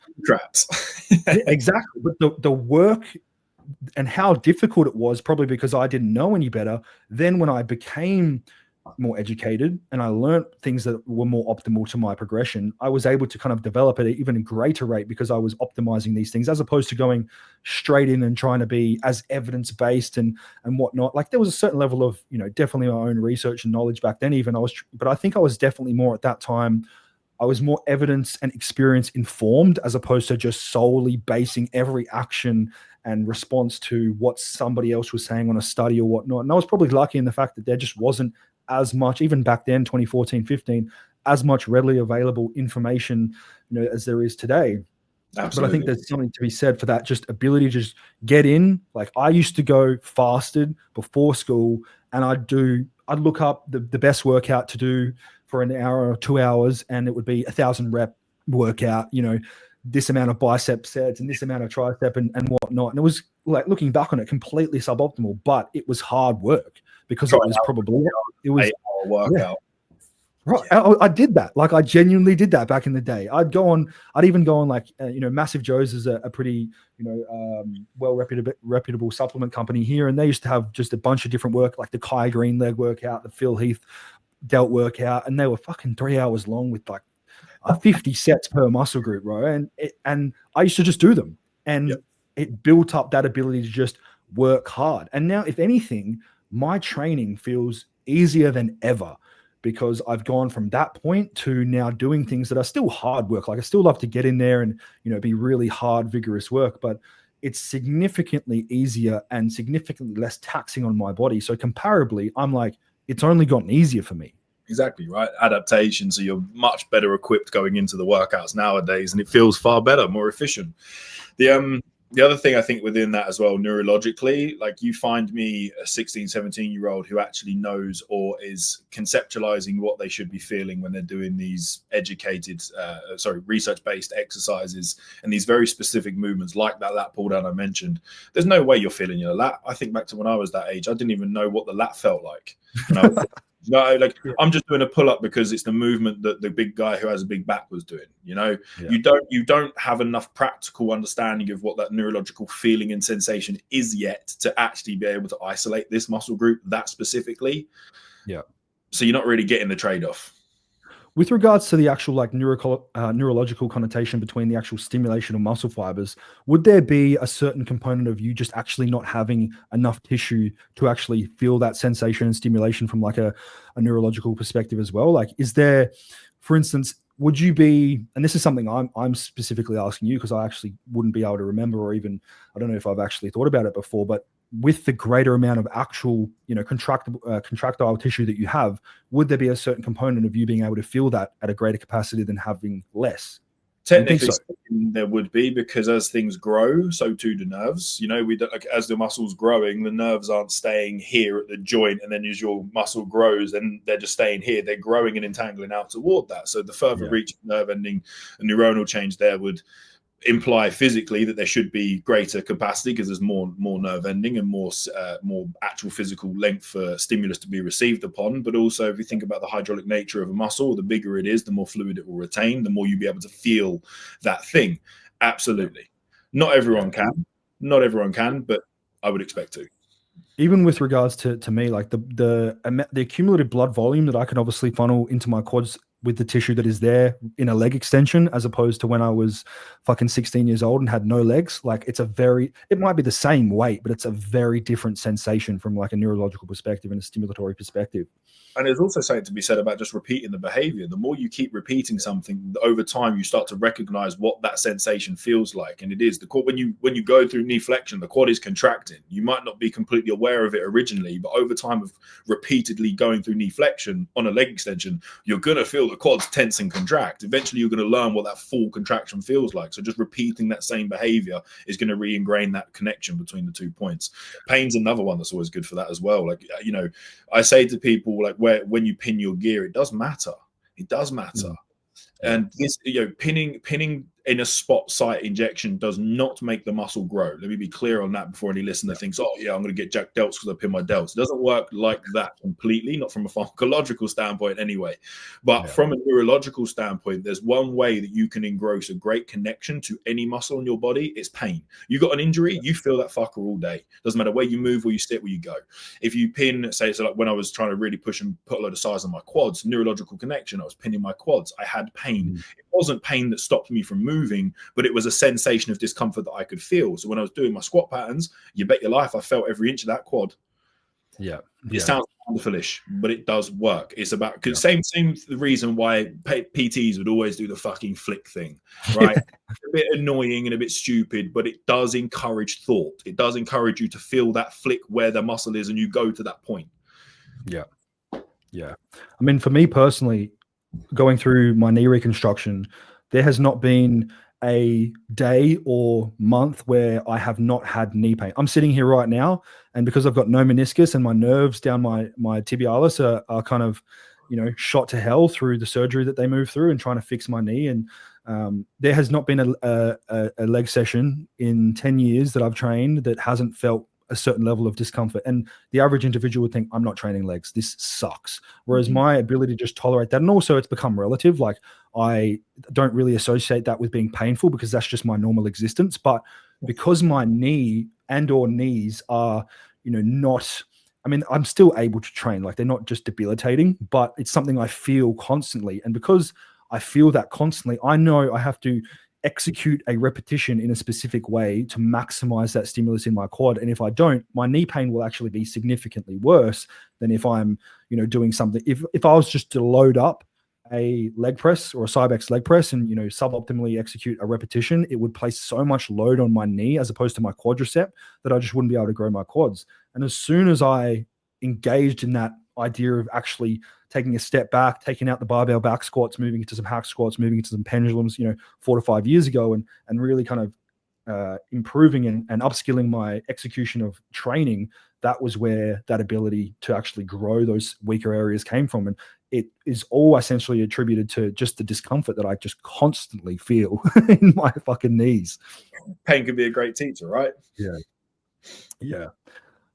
So starting out with just, some innocent, hard effort work, and then moving into, okay, let's, and we'd love to say that your first thought as a 18, 19, 20-year-old wouldn't be to be Mr. Olympia or competitive, the highest level of competitive bodybuilder, because obviously, for a lot of people, that's not going to be the experience that they can have, whether it's, genetically predisposed. But we are specifically talking about the most genetically optimal, well-developed, well-environmental, individual possible that we can create with our little sim experiment. What would we be looking like? Let's say the end goal is competing for the first time at 25, 26. So between 18 all the way up to that point. And I say 25, 26, because I think at that point, yes, there's still, a certain level of, if you're engaging in, PEDs, obviously there's a certain level of neurotoxicity that can kind of perpetuate onto, the brain and whatnot when, you're not fully developed in that capacity. But we'd love to say that, there'd be a lot of individuals that would wait until that's developed, but they just won't. So if we're gonna talk about even like muscle maturity, me too. If we're gonna talk about muscle maturity and whatnot, I think that if 25, 26 would be the point in which I'd be, if I was actually coaching someone and I wanted the absolute optimal set of circumstances, that I'd be like, I think this would be now the time in which, if you've started training from X for hypertrophic processes and now you're at Y at 25, 26, what would be your undertaking in regards to when they should start training? We talking 18, 19? Well, I think if they were to start, like, we're taking this ideal scenario, I said like 16, I think starting proper, somewhere between 14 and 16, starting proper gym training to some degree. Hypertrophy from maybe 16 plus, maybe that 16 to 18 bracket, starting hypertrophy training. Before someone steps on stage, in the ideal world, I'd love to see 5 to 10 years of specific hypertrophy based training. So that 5 to 10 year bracket, the reason I say that 5 to 10 year bracket is because on average, anecdotally, that's what, in my opinion, it takes a good 5 to 10, usually the top end of that 10 years to really see a noticeably developed bodybuilder physique, even in the genetically elite. I know they can do it maybe quicker on that 5-year spectrum, but it takes time. Doesn't matter if you're elite or not. So 5 to 10 years of training would put us close to that sort of 25, 26 mark, somewhere in that bracket. I think that's about right for the first competition, because it gives you time to develop that muscle, which sadly only comes from patience and time. It doesn't happen overnight unless you're lucky and usually doing some quite aggressive things. Yeah. And even with regards to what we're speaking about with the psychological development, I think even for me personally and anecdotally, I had the intention of competing at the age of 20, 21, got injured, wasn't able to do that. I then look back and I think, wow, I'm not only a completely different bodybuilder, but a completely different person to who I was then. And as much as I would have loved to compete, I'm almost happy that it didn't happen, because when I do eventually get up, it's going to be a very different physique. I'm a very different person. I'm in a very different set of circumstances, and it's significantly more optimal for me to actually do that now. And I just wouldn't have had that development had I then gone on stage at that point. And I think there's also something that can be said for what I see and what I have seen a lot in the Australian industry, having been in the fitness industry to a certain extent since kind of 2016, is I've seen that a lot of individuals have really early success, whether it was they potentially didn't compete in a fantastic federation. They still might have been, a relatively well-developed bodybuilder at a younger age, whether it's in the junior years, 18 to 21, and they get that taste of success, and that necessity for them to continue to work hard, that what got them there, starts to become void. They start to lose that drive and whatnot, because they've now got there and they think, okay, how hard was that really, that I was able to achieve this level of success competitively at 19 or 20. And then I've seen anecdotally those people disappear. I've had conversations with mates and stuff, and go, where the fuck did that person go? And it's like, you don't realize until it's been a couple of years and you think, God, where did he go? He was nearly turning pro at this age and whatnot. So I think there's something to be said for, and I've had athletes very similar. Kristen Ellis, who's competing in bikini in this upcoming season, is one that specifically, first show she ever did, she came essentially last in the nationals in bikini. Next show she did come, second in SA and maybe fourth or fifth in her class nationally. And now she's going into her third competitive season, and she's being spoken about as one of the front runners for a lot of different things and whatnot. And you never know what's going to happen. But without that, if she had been rewarded at that point very early on, I don't think she would have been anywhere near the psychological development or physiological development as where she is right now. This kind of like mantra analogy, I can't think of the word I want to use to summarize it, but this kind of phrase that I put toward basic human physiology of adaptation. How do we grow muscle tissue? We apply a controlled amount of stress, right? A controlled amount of stress, and the body derives an adaptation to improve the outcome if we're going to receive the same stimulus again. When we go through an early loss, that is so long as it's a decent loss that's not completely soul shattering, that's a controlled amount of stimulus ready for an adaptation. The adaptation is the mental fortitude that comes with the fire that gets lit in your bollocks or your stomach that tells you, I don't want to feel like that again. I don't want to feel disappointed. I don't want to feel like all that work's gone to waste and I've let myself down. So you start to push, you start to open up those doorways of all the 1%ers that you might have been overlooking or missing. You start to turn inwards and become better. So the calculated loss, if I have a first timer, honestly, I want all my athletes to win and do well, but I generally don't want my first timer just cleaning up their first season. It sounds weird as a coach to say that, but it's not, because the trade-off for that person is going to invoke in most people this kind of over-accentuated confidence in their capacity and their ability. And the reality is that for most amateurs, you're not shit. Your physique is not anything worth talking about realistically in the confinements of bodybuilding. That's a realization we must all look at here, is that there are levels to this. And when you see an IFBB pro who's going to do open at the Olympia, you kind of get this realization where you go, wow, okay, I've got a lot of work to do. So this unjustified confidence is very problematic, because they might see that realization and they're probably going to fall out of bodybuilding when they go, oh shit, I've got so much further to go, because they haven't got that mental fortitude to see the uphill climb and get excited by it. Yeah. Honestly, anecdotally speaking, I haven't competed still, and this may very well be the reason why. Is as a 17-year-old, I was lucky enough to witness Cedric McMillan come to an Australian IFBB show, and he stood from as close as I am to the screen away from me in the stage, and I think the only other internationally renowned bodybuilder that I'd been exposed to that point was Steve Cook. And I remember looking at him thinking, I'll get there. I'll get there. But I remember, I'm like, I thought he was the fucking god amongst men, don't get me wrong. But I remember seeing Cedric McMillan stand in front of me in some gladiatorial suit. And I thought, what the fuck? I will never, right then as a 17-year-old, no matter how much confidence I had, no matter how many times I'd walk around in a stringer in the gym, I knew I will never be Mr. Olympia in open bodybuilding. And that's been the best thing ever, because that has set me up to just constantly have, no matter how big I feel, I will never be that big. Mm-hmm.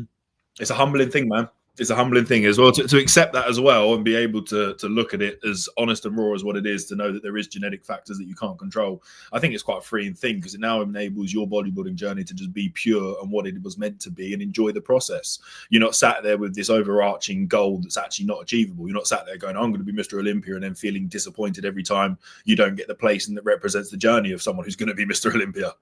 Yeah. And don't get me wrong, like, it's not that I'm saying I would turn down the ability to be Mr. Olympia if I had the opportunity to, like, whether, but I think that was me accepting that as well. And I've heard you say it many times before, and I think it's one of the most applicable things to my own kind of thought process within bodybuilding, is that for whatever reason, when I was playing my junior sports, I was hell-bent on my own personal success. And it sounds terrible being a leader of these teams. I loved winning, championships or whatever you would call them in the UK, or premierships in Australia, but I wanted to fucking be the MVP. I wanted to be the best. I wanted to be recognized. And I really care so much about the external. I was very, very selfish in regards to wanting to be the best. And I wouldn't expose that. I'd be like, damn, I'm just a team first player and whatnot. But I cared so much about personal accolade and personal success. Whereas now, and as I said, with regards to what I've heard you say before, is you are a coach first and a bodybuilder second. And I think there are so many people just through existing within bodybuilding that are absolutely bodybuilders first, and they coach as a result of being a bodybuilder. Whereas myself, probably since that very moment that I saw Cedric, I've been coach first, bodybuilder second, hobby builder at most, essentially. And like, I have just this completely inverse situation where if I won a state show, okay, great. But if my athlete won a state show, like with Jeremy having done so before, or Liam having done so in classic physique, it's just the most overwhelmingly fulfilling experience that I could possibly, imagine. And not like I was saying to Dean, like I couldn't even imagine how fulfilling it would be taking someone through years and years of habitual progression and physiological and psychological development for them to then win a pro card. So for me, that is just like such a motivating factor. And I really, as bad as it sounds, couldn't really care less about my own personal success as a bodybuilder. I want to achieve my potential, very similar to kind of what Dean said. Achieve your potential, optimally quit. That's what I'd love to do. I'd love to be kind of competing as a bodybuilder until maybe 35, and then I want to run the New York Marathon before I'm 40. That's my plan. But coaching wise, I want to be the absolute best I could possibly be to the ends of the earth, develop as many people as possible. And that probably is the best thing that I ever did, going and seeing Cedric McMillan stand in front of me and think, fuck this. Yeah, absolutely, dude. Absolutely. My realization was my athletes. Once I started seeing people with far better genetic potential than me doing all this, there wasn't a stone I left unturned in my bodybuilding. I spent an entire off season not having proper off-plan meals or anything of the kind. I just went all in kind of crazy mode. Let's just give it everything I can and see what happens. And, it was cool. I got to 120 by the end of it, but like, I didn't get the trade-off that these guys are getting. So when I see these people doing all those same behaviors and really embodying the mindset and behaviors of the bodybuilder and just going bang, bang, bang, bang, bang, bang, progression, it's quite humbling to just remind me and go, I'm in the right side of this seat. I'm on the right side of the screen. I get far better trade-off when any one of my athletes steps on stage than I ever did for myself, and ever would. Yeah. Never would. Yeah. And I think that attests back to the mindset. I used to be a bodybuilder first for a few years when I was early on in the career. And I definitely did behave in that manner where I still put the focus on me when I was competing and chasing off-season progression. But at my core, I think from, again, like the AA help and where I'd been in my past mistakes, the value that I was looking for was in the helping part of the process, being the person helping, trying to repay. The way that I see it, and I've conceptualized it, is it's me repaying my debt back out to the world and the universe for the help that I received in putting me back on my path by helping all these people. And weirdly enough, and I do not advertise this in any way, and I'm not throwing any of my clients out there under the bus, but I see a lot of interesting overlap between people that come to me that have had similar stories. Maybe subconsciously they recognize things that they see as familiar, but they're usually people that are in either situations to where I was, or similarities in that aspect of mindset that I get to help. And that's the reason I do it, man. It's to help people. The carb, the glitz and the glam, the winning and trophies is secondary. I want them all to do well, but it's seeing them go on that week-to-week thing that lights me up. It's the week-to-week. It's the steady, continued progression of watching this person grow and develop mentally, psychology, spiritually, not just physically, that really gets me. And I go, yeah, do you know what? I've actually done good by this person. Coaching's a weird thing, man. It's helping people with aesthetic, vain goals, but so much more gets accomplished in the process. So much more in here happens that people don't often think about. I've genuinely, and I was having this conversation recently with one of my athletes who I'm no longer working with, and we kind of had a little bit of a kind of debrief in regards to his progression over the kind of the last 3 or 4 years. And he went from working on a construction site, earning, X amount of dollars per week and not being happy, intrinsically, and dealing with certain depression and whatnot. And, now he's at a point in which he is a coach himself and is hyper successful, traveling the world. And, I'm sure that, you don't want to be that coach that kind of claims, I helped this guy do this and whatnot. But the ability for you to impart knowledge and belief in somebody can really develop them in a way that I never intended for that individual's life to trend in that direction, but through my own knowledge and kind of developing that over the years then led to the opportunities for that. And they still had to go out and obviously work for those things, but giving them the skills and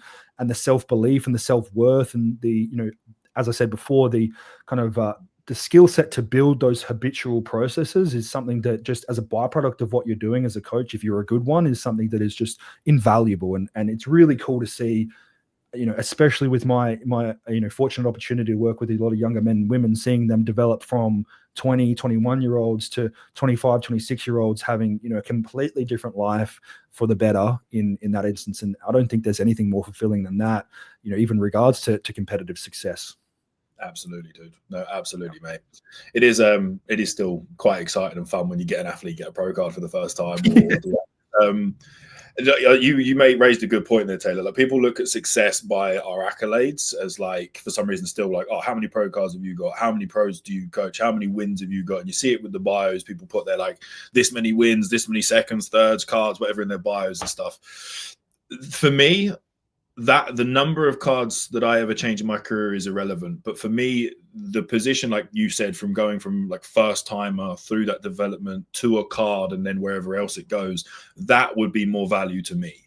Going from start to finish of being the person who's helped this person achieve all of that, working together, and that development of relationship and team element between the two of you in that process, that'd be better than 5-10 cards that you just get because you take on a good person who you prep and get a card. Like that process and journey is what it's about. So getting on to the conversation around obviously, competing and whatnot, and we're kind of sitting in that kind of 20 to 26 age bracket now. Like when would we be looking at the secret sauce? When would we be looking at starting to dive into, obviously we've implemented trend from 6 years old, but what are we doing? What are we doing? What are we doing now? I was dosing the mother with trend far before then, sir. No. Look, I can... It's hard to answer this question without coming across negative or unethical. The way I'll frame it is, once fully developed neurologically, the earlier you embark upon this journey, typically there is going to be a better trade-off in that the longer duration of exposure during your time frame of being a bodybuilder is, of course, going to upregulate more results because more does more. But we want to do so in the correct environment. And I'll tell you the wrong way to do it. At 19 years of age, deciding to do an Anavar only cycle, to then have very awkward erectile dysfunctional issues at an age where you don't understand why that is, and you think this could be a life thing. Live in anxiety for about 3 months to only inevitably jump on your first testosterone cycle and start at 400 milligrams, then escalate to 800 milligrams in the second week. So don't do that. Your bench will go up to 140, but when you're a young, immature man, you will get very fat. You will not put on good quality tissue, and it will be a terrible waste of your time. You will have a lot of health implications and problems. I'm saying that because that's exactly what I did at 19 before I knew any better. I was a fuck around and find out kind of guy. I was already doing my own research. I've always been heavily interested in science. And I made poor decisions with the information that was available at the time on forums. Now, for most people nowadays, they have great access to this information. So when I say the phrase as early as ethically acceptable, once you're developed neurologically, and also providing that prior to this, you have an understanding of how this process is going to go, we are not just going to start escalating crazy dosages. We would then start on looking at natural levels. Say the average person might be sort of mid-range, bang in the middle. We'd start off with an escalation up to top end. We'd sit there for maybe a couple of months and see how you feel at higher testosterone, see what progress we get out. Then maybe after a couple of months, we move into super physiological dosaging. Perhaps we're escalating maybe 50 milligrams once every 6 to 8 weeks, maybe somewhere along that, just in the background, trending up over time, figuring out estrogen tolerance as we go. That process could take anywhere up to 2 years, just slowly easing your way in, slowly increasing dosaging, then maybe adding in one compound to balance A to E when the time says so based on side effects. But that's sort of like a 2-year window, right, of building into that. That I think would then also instill the right mindset of the athlete with the drugs being deployed to show them how much progress you can get from very small micromanageable additions, rather than seeing the more does more element, which is people starting on these higher cycles, getting fucking stupid crazy progress, and then expecting that from their fourth. Yeah, I think that ability to have that dose escalation and essentially manipulate based on needs analysis is so undervalued, and something I wish I had the knowledge and expertise back then to have done. as you said, you kind of lent into it because of what you read on forums, which at some capacity you could say was, suboptimal mentorship via the internet. Whereas I was exposed to, a mentor that didn't have my best interest in mind at the time, and more so had their own financial interest in mind, and in getting me to do X, Y, and Z, and overshooting that ability to understand where my kind of own genetically predisposition response to androgens was, I never got. And I found out via having, and I have never actually spoken about this before, but from the moment I got on hormones to 22, I had some of the worst gynecomastia that you could ever see. And I used to wear a tight singlet, and I used to wear a basketball jersey over the top that would have a printed like sort of form of thing, because you wouldn't be able to see it. I used to wear that everywhere. You could still see it to a certain extent. I basically tried to hide it as much as I could, but it was debilitating. And I didn't even know it was developing in the context, because I didn't know what to expect. And I also didn't know that me personally, as someone, I convert from total testosterone to estrogen very, very easily, very, very early on with regards to that dose escalation scheme, which I didn't have the understanding of because I wasn't doing that in the context. And if I had the ability to do that, I could have then, completely avoided that situation, which, you said the erectile dysfunction, that, I, with regards to the gynecomastia, couldn't have more psychologically debilitated for 4 years of my life in that space of time. Not that anyone else knew that, not that, anyone close to me, did, but anyone, in the external kind of side of things, they didn't know that. And avoiding that would be something I would absolutely love. It then led to me having surgery to get that removed. And from there, then upskilling my education even more around these things and leaning into different mentors. And I think one thing to do is to try and be as experienced as you can and take a lot from everywhere, rather than just solely basing your decisions on one specific individual. Whether they may vary, it could be Dean McKillop, who absolutely has your best interests at heart, or it could be somebody else. But even if it is, take little bits with a grain of salt and make your determinations from there. And for instance, in regards to something that we can actually relate it to ourselves, I have been working with a guy called Josh for the last, you may have seen him, is the Filipino looking one, shorter stature, but really genetically quite optimal in regards to being a bodybuilder. You had the funny leg session with him the other day. Yeah. So he competed in the ICN as a natural, and he won everything you could win from a junior standpoint, a classic standpoint, and took his time to kind of make that decision. And I think his thought process was he was going to do it regardless. So for me, him being a little bit younger, sometimes you're in that ethical consideration of, this person may do this anyway, or as a coach, this person or this individual may do this anyway. They'd be better served having their guidance done by myself or yourself, as opposed to doing what we did and pulling from sources that are, completely suboptimal. And with regards to him specifically, we pulled bloods straight away. He pulled bloods as a natural athlete. We moved through the first 20 weeks of our work together as a natural, and then 50 milligrams of testosterone. We assessed his dose escalation from there, and we kept his testosterone at 50 milligrams, and then we got bloods done again. And he's essentially at the start, and this is just so people can kind of, attribute what we're talking about to some actual context. His natural total testosterone was somewhere sitting in if we're talking about the reference range of say 20 to 60, it was kind of like maybe the 30s. And his free test was somewhere in the 450s, 500s. We're talking about top end of reference range would be 600 or whatever it may be, relative to the actual testing in which you're receiving. But 50 milligrams, 50 only. And we then got his bloods done again. He was at triple what he was when he was on 0. So from that 50 milligram implementation of testosterone and anthate, he went from 450 to 1,600 free test, 80 something, maybe I think it was 86 total testosterone. Estrogen, obviously there was a certain level of escalation, but the ratio between androgen and estrogen was still really optimal. So we knew that his tolerability, at least at 50 milligrams, was really positive. And we've just managed it from there. And I think we're probably at like 150 now. And, we've had a pretty significant push in regards to food and, making sure that we're covering bases there and whatnot. But I mean, mentioned a very perfect point in there. Sorry, Taylor, just to pull on there with the 50 milligram starting point, right? So most people listening to this that may be young and are probably thinking, oh, someone told me to do my first cycle, start on 300 megs a test a week, right? Your guy got that escalation for 50. You mentioned a very good number after that, which was 150, which is, if we was to say like TRT, if you go to a TRT clinic in Australia, they'll put you on a replacement of 200 milligrams. Well, I mean, the 50 milligram that your client's using, clearly showing that escalation, shows you that there are N equals ones that sit outside the data, because the data seems to suggest like 125 to 150 is the average replacement to top end for the male anyway. So your guy starts at 50. That's 3 times less.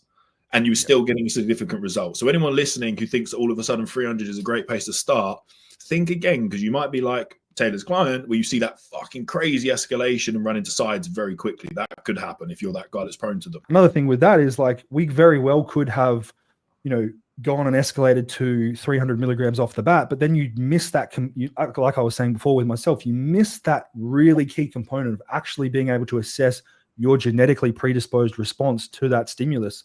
And I think that's so vital in being able to actually appropriately periodize these things over an extended period of time, especially if you're wanting to avoid, as we said, those suboptimal outcomes that can come with. I think also thinking ahead to the future as well, dude. Like we have a lot of tools we can play with when we think about it, but they're actually not that many. It sounds like a lot when you run through all the different tools we have to play in the performance enhancing space.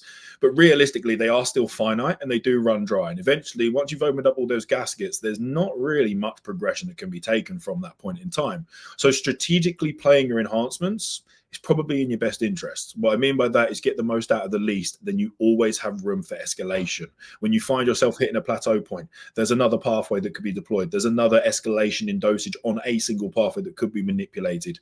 There's always an option to move. And if you play it strategically, you can keep your progression going on longer than if you just exhaust all resources too soon. What do you do? Well, you just got to sit here and hope for the best. Hope you're just going to keep growing enough. I mean, again, like specifically bringing it back to Josh, which, I don't want to keep throwing him under the bus, but, we essentially got to that point where we were utilizing 50 and we'd been doing that for, an extended period of time. And we'd driven his food up to a point in which it'd never been before. And at the end of the day, he's an 80 kilogram, 78 kilogram individual, very well muscled for the height and the weight, but he was getting to a point in which his ability to actually absorb and partition and utilize those nutrients was really challenging. Digestive capabilities were kind of down-regulating, and his ability to just enjoy, the actual act of doing those things was diminishing to a certain extent. And we had been growing through a certain level of growth for a period of time, and we gave a 50 milligram escalation, sat on that for a couple of weeks. Bro, I'm starving. I need more food. I'm hungry. My training's just going through the roof. Whereas we could have gone to 300, and by that point, we could have had the same exact outcomes, but for significantly more. And we've just completely overlapped that ability to kind of troubleshoot that when it originally arose. And that's just something that you see happen so many times. I mean, I won't name any names, but I just literally had a consult today prior to this podcast where I had an athlete that was telling me that their first cycle for 10 weeks, they're 22 years old, 83 kilos. Don't get me wrong. They look fine. They were doing 1,750 milligram total androgens. That escalated from that all the way up to 1,750 in 10 total weeks. Now, sitting there consulting, you're trying not to start crying, but you hold it together and you have an educated and rational conversation with this individual who their intent was good, but they just don't know any better. And then being able to kind of explain what I've just explained with regards to Josh. And again, everybody is different with regards to, the individuality and genetic predisposition, but 9 times out of 10, you're not going to need 1,750 milligram total androgens to get a response in your first 10 weeks of androgen utilization. You're missing off on such a great opportunity. Get the beginner gains again. It's like being a novice walking in the gym for the first time. Your first moment of being super physiological, you're literally getting beginner gains again. You are literally being gifted an amount of muscle relevant to your genetic potential just for starting your PEDs. Fucking utilize it, make the most of it. Yeah. And my intention with Josh was literally, I was wanting to get those initial bloods that were done, when he was natural. And I was almost thinking, I'd really love if there's a component of this where we could actually maximize that natural reference range just through, that 50 milligram utilization. And I could explain to him that, hey, like, look what we've been able to do and look at the progression you've had while you're still in that physiological reference range. Obviously, his genetic predisposition, he kind of rocketed out of that even on that 50 milligrams. But that was the intention behind that. And you can take so much progression from still being within that physiological reference range as opposed to just being immediately superhuman.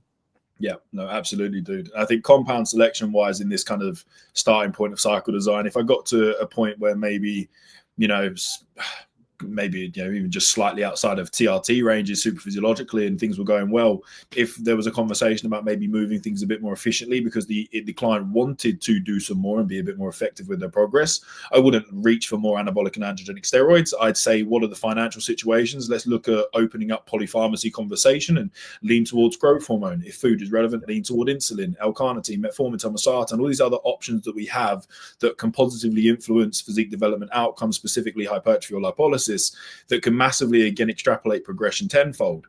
If I was to go back to myself and go, right, hey, dude, instead of putting Masteron in or Primo in or Anavar, how about you just stay on test and use these biologically identical hormones that your body already has utilized since birth, since you was being made in the womb. Your body's dealt with these things. It knows what it's doing. So open up that pathway, leverage all of those polypharmacy models so that you can stimulate a very small degree of stimulus and not abuse. And then that is going to extrapolate progress even further before you even need to consider a derivative. Yeah. And funnily enough, with regards to that, the polypharmacy and the peptides and whatnot, my initial drive into coaching came from my knee reconstruction and wanting to fast track that recovery process through peptide utilization. Like, I was really heavily set on growth hormone and certain peptides that could be really assistive to my recovery of my knee. And, I didn't end up actually utilizing any because I couldn't have any, I didn't know where to get some from, but that was where my initial, interest came in regards to pharmacology and pharmacokinetics and whatnot regarding, trying to develop myself into my own, recoverable human being. And two very different paths, mate. You was interested in fixing your knee. I was just interested in all types of drugs. Yeah. I feel like there'd be a certain component of people, probably the younger cohort and the unexperienced cohort, that are listening to this saying, oh yeah, but look at them now or whatnot. And that's what they did, and yes, that's what we did, but it's a component of, there are so much significantly more optimal ways to go about it. And you can get to that certain point where you're able to have success and you're able to be functioning as a hormonal individual and whatnot, but being able to avoid and completely leverage these things that will benefit you as opposed to diminish your psychological position, your physiological position is something that you want to avoid. So despite it's very, sometimes I find it challenging to be like, do as we say, not as we did or do, but there is that is the reason as well why we're so passionate about this, because the both of us have been through those negative experiences that we would absolutely love for nobody ever, especially the ones in which we coach, to have ever had to deal with those things. Absolutely, dude. The point you made there about not having to do things we did, wanting to do the things that we did to turn out like us, dude. If any one of my athletes said they wanted to turn out like me regarding their physique, I'd say we need to set the bench a lot higher, dude. Like, do the things that I did and you'll end up like a mid-amateur, same as what I did, dude. I learned through my mistakes. And if you look to my clients that are approaching things in what I believe to be the most ethical and appropriate way to do so, they all look a whole lot better than I ever did. Maybe there's some clues there. Yeah. I think another thing before we start to wrap it up, and we'll definitely do a part 2 because we could talk for years and years in regards to this, and I'll have you back on the podcast many times, but I think we briefly touched on it, but the mentorship aspect, there are so many coaches or resources, whether great or not, that taking the time to sit and probably even, and it's counterproductive to my own business success and our own business success, but maybe exist without a coach for a period of time in that initial, if you were immediately diving into pharmacology and whatnot, then you wouldn't probably want to do that by yourself. But there is, I think, efficacy in navigating at least nutrition and training and the habitual process of everything by yourself for a component of time, and definitely taking and asking questions. I was fucking I was on Snapchat trying to get Callum Von Moga to reply to me when I was 18, saying, "Bro, what'd you do here and what'd you do that?"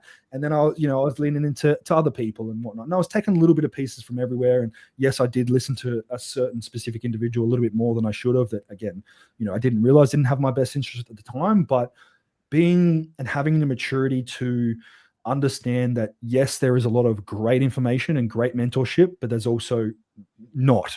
And take each little bit with a grain of salt. And then once you have developed that maturity and also you've developed a personality that aligns with who you want to be as a bodybuilder, maybe lean in towards, and as you said, you've attracted a lot of people who, even without that conversation, you've had very similar instances, or they've had very similar instances to you. And once you know who you are as a bodybuilder and how you exist within that, you're able to then lean into someone that may very well be, more often than not, have your best interests at heart. Absolutely, dude.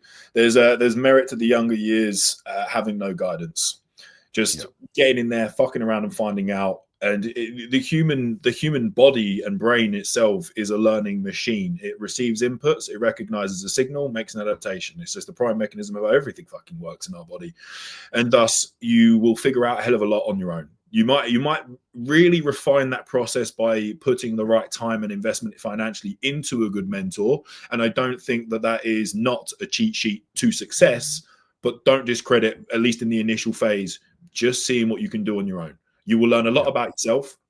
You will encourage yourself to think and problem solve, critically think and problem solve, which pays dividends for the rest of your life anyway. But then it allows you the opportunity to gather something that you kind of miss off, and that's experience. Sometimes bad experience is good experience, because again, it teaches you and learns things that can't be taught via research or via papers or via studies. And that the anecdotal still holds just as much merit as the research at times. Yeah, I think that'll wrap us up for now. We'll I'm sure there is plenty of applicable information there for the listeners, but I'm going to throw you under the bus with a quick question that you probably weren't expecting, but I have been asking it of every guest, in that if you were to have the ability to have either fictional or non-fictional, living or dead, 3 dinner guests, who would you choose and why? Fucking hell. How good is it? It's been the same reaction to every single guest. You're just talking about all of this, and then you get thrown in the bus with a question like this, and it's like, that's good thought, but I'm just trying to think of an answer that's not just reaction, rather what I truly would choose. I'm going to throw a really, really quite dark and sickening one in.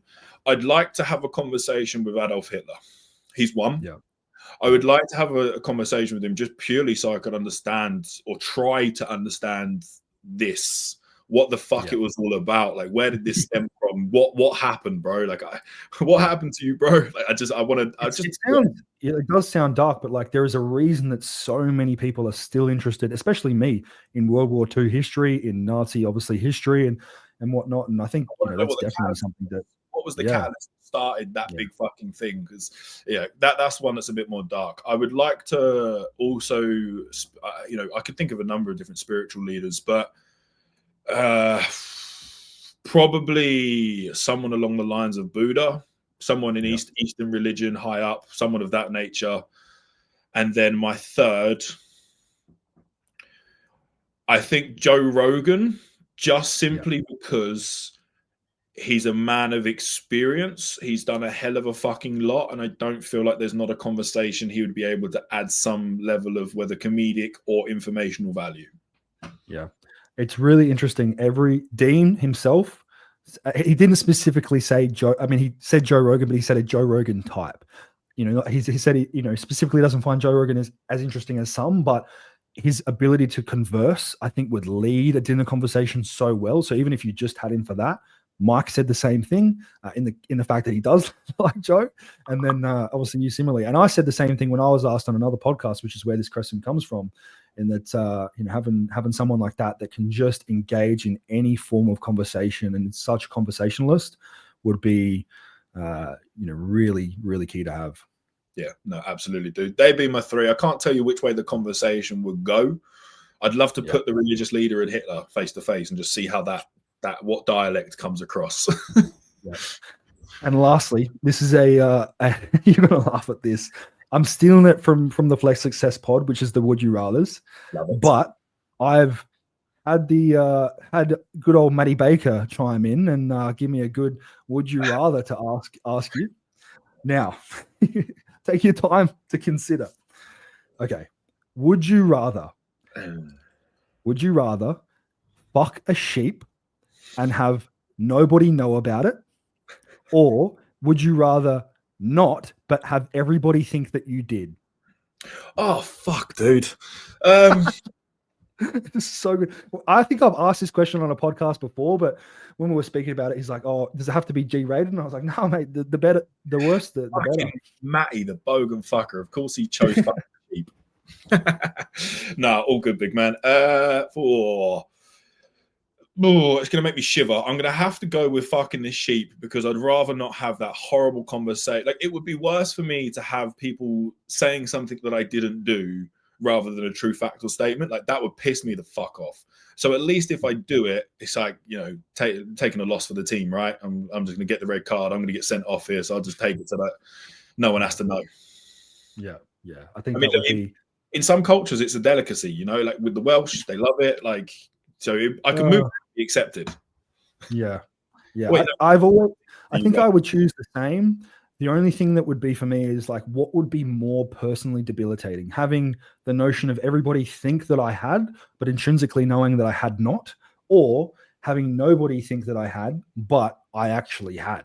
Like, what would be more psychologically debilitating to myself? I don't know, but I still don't think that I would be able to deal with the external notion of people having thought that I did something that I absolutely didn't do.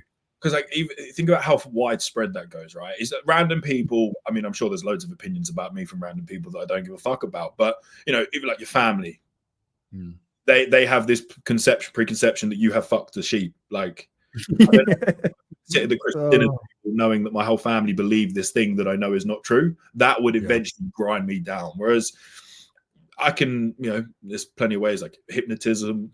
Send yourself on recreational drugs. You're going to forget that you fucked a sheep. Yeah.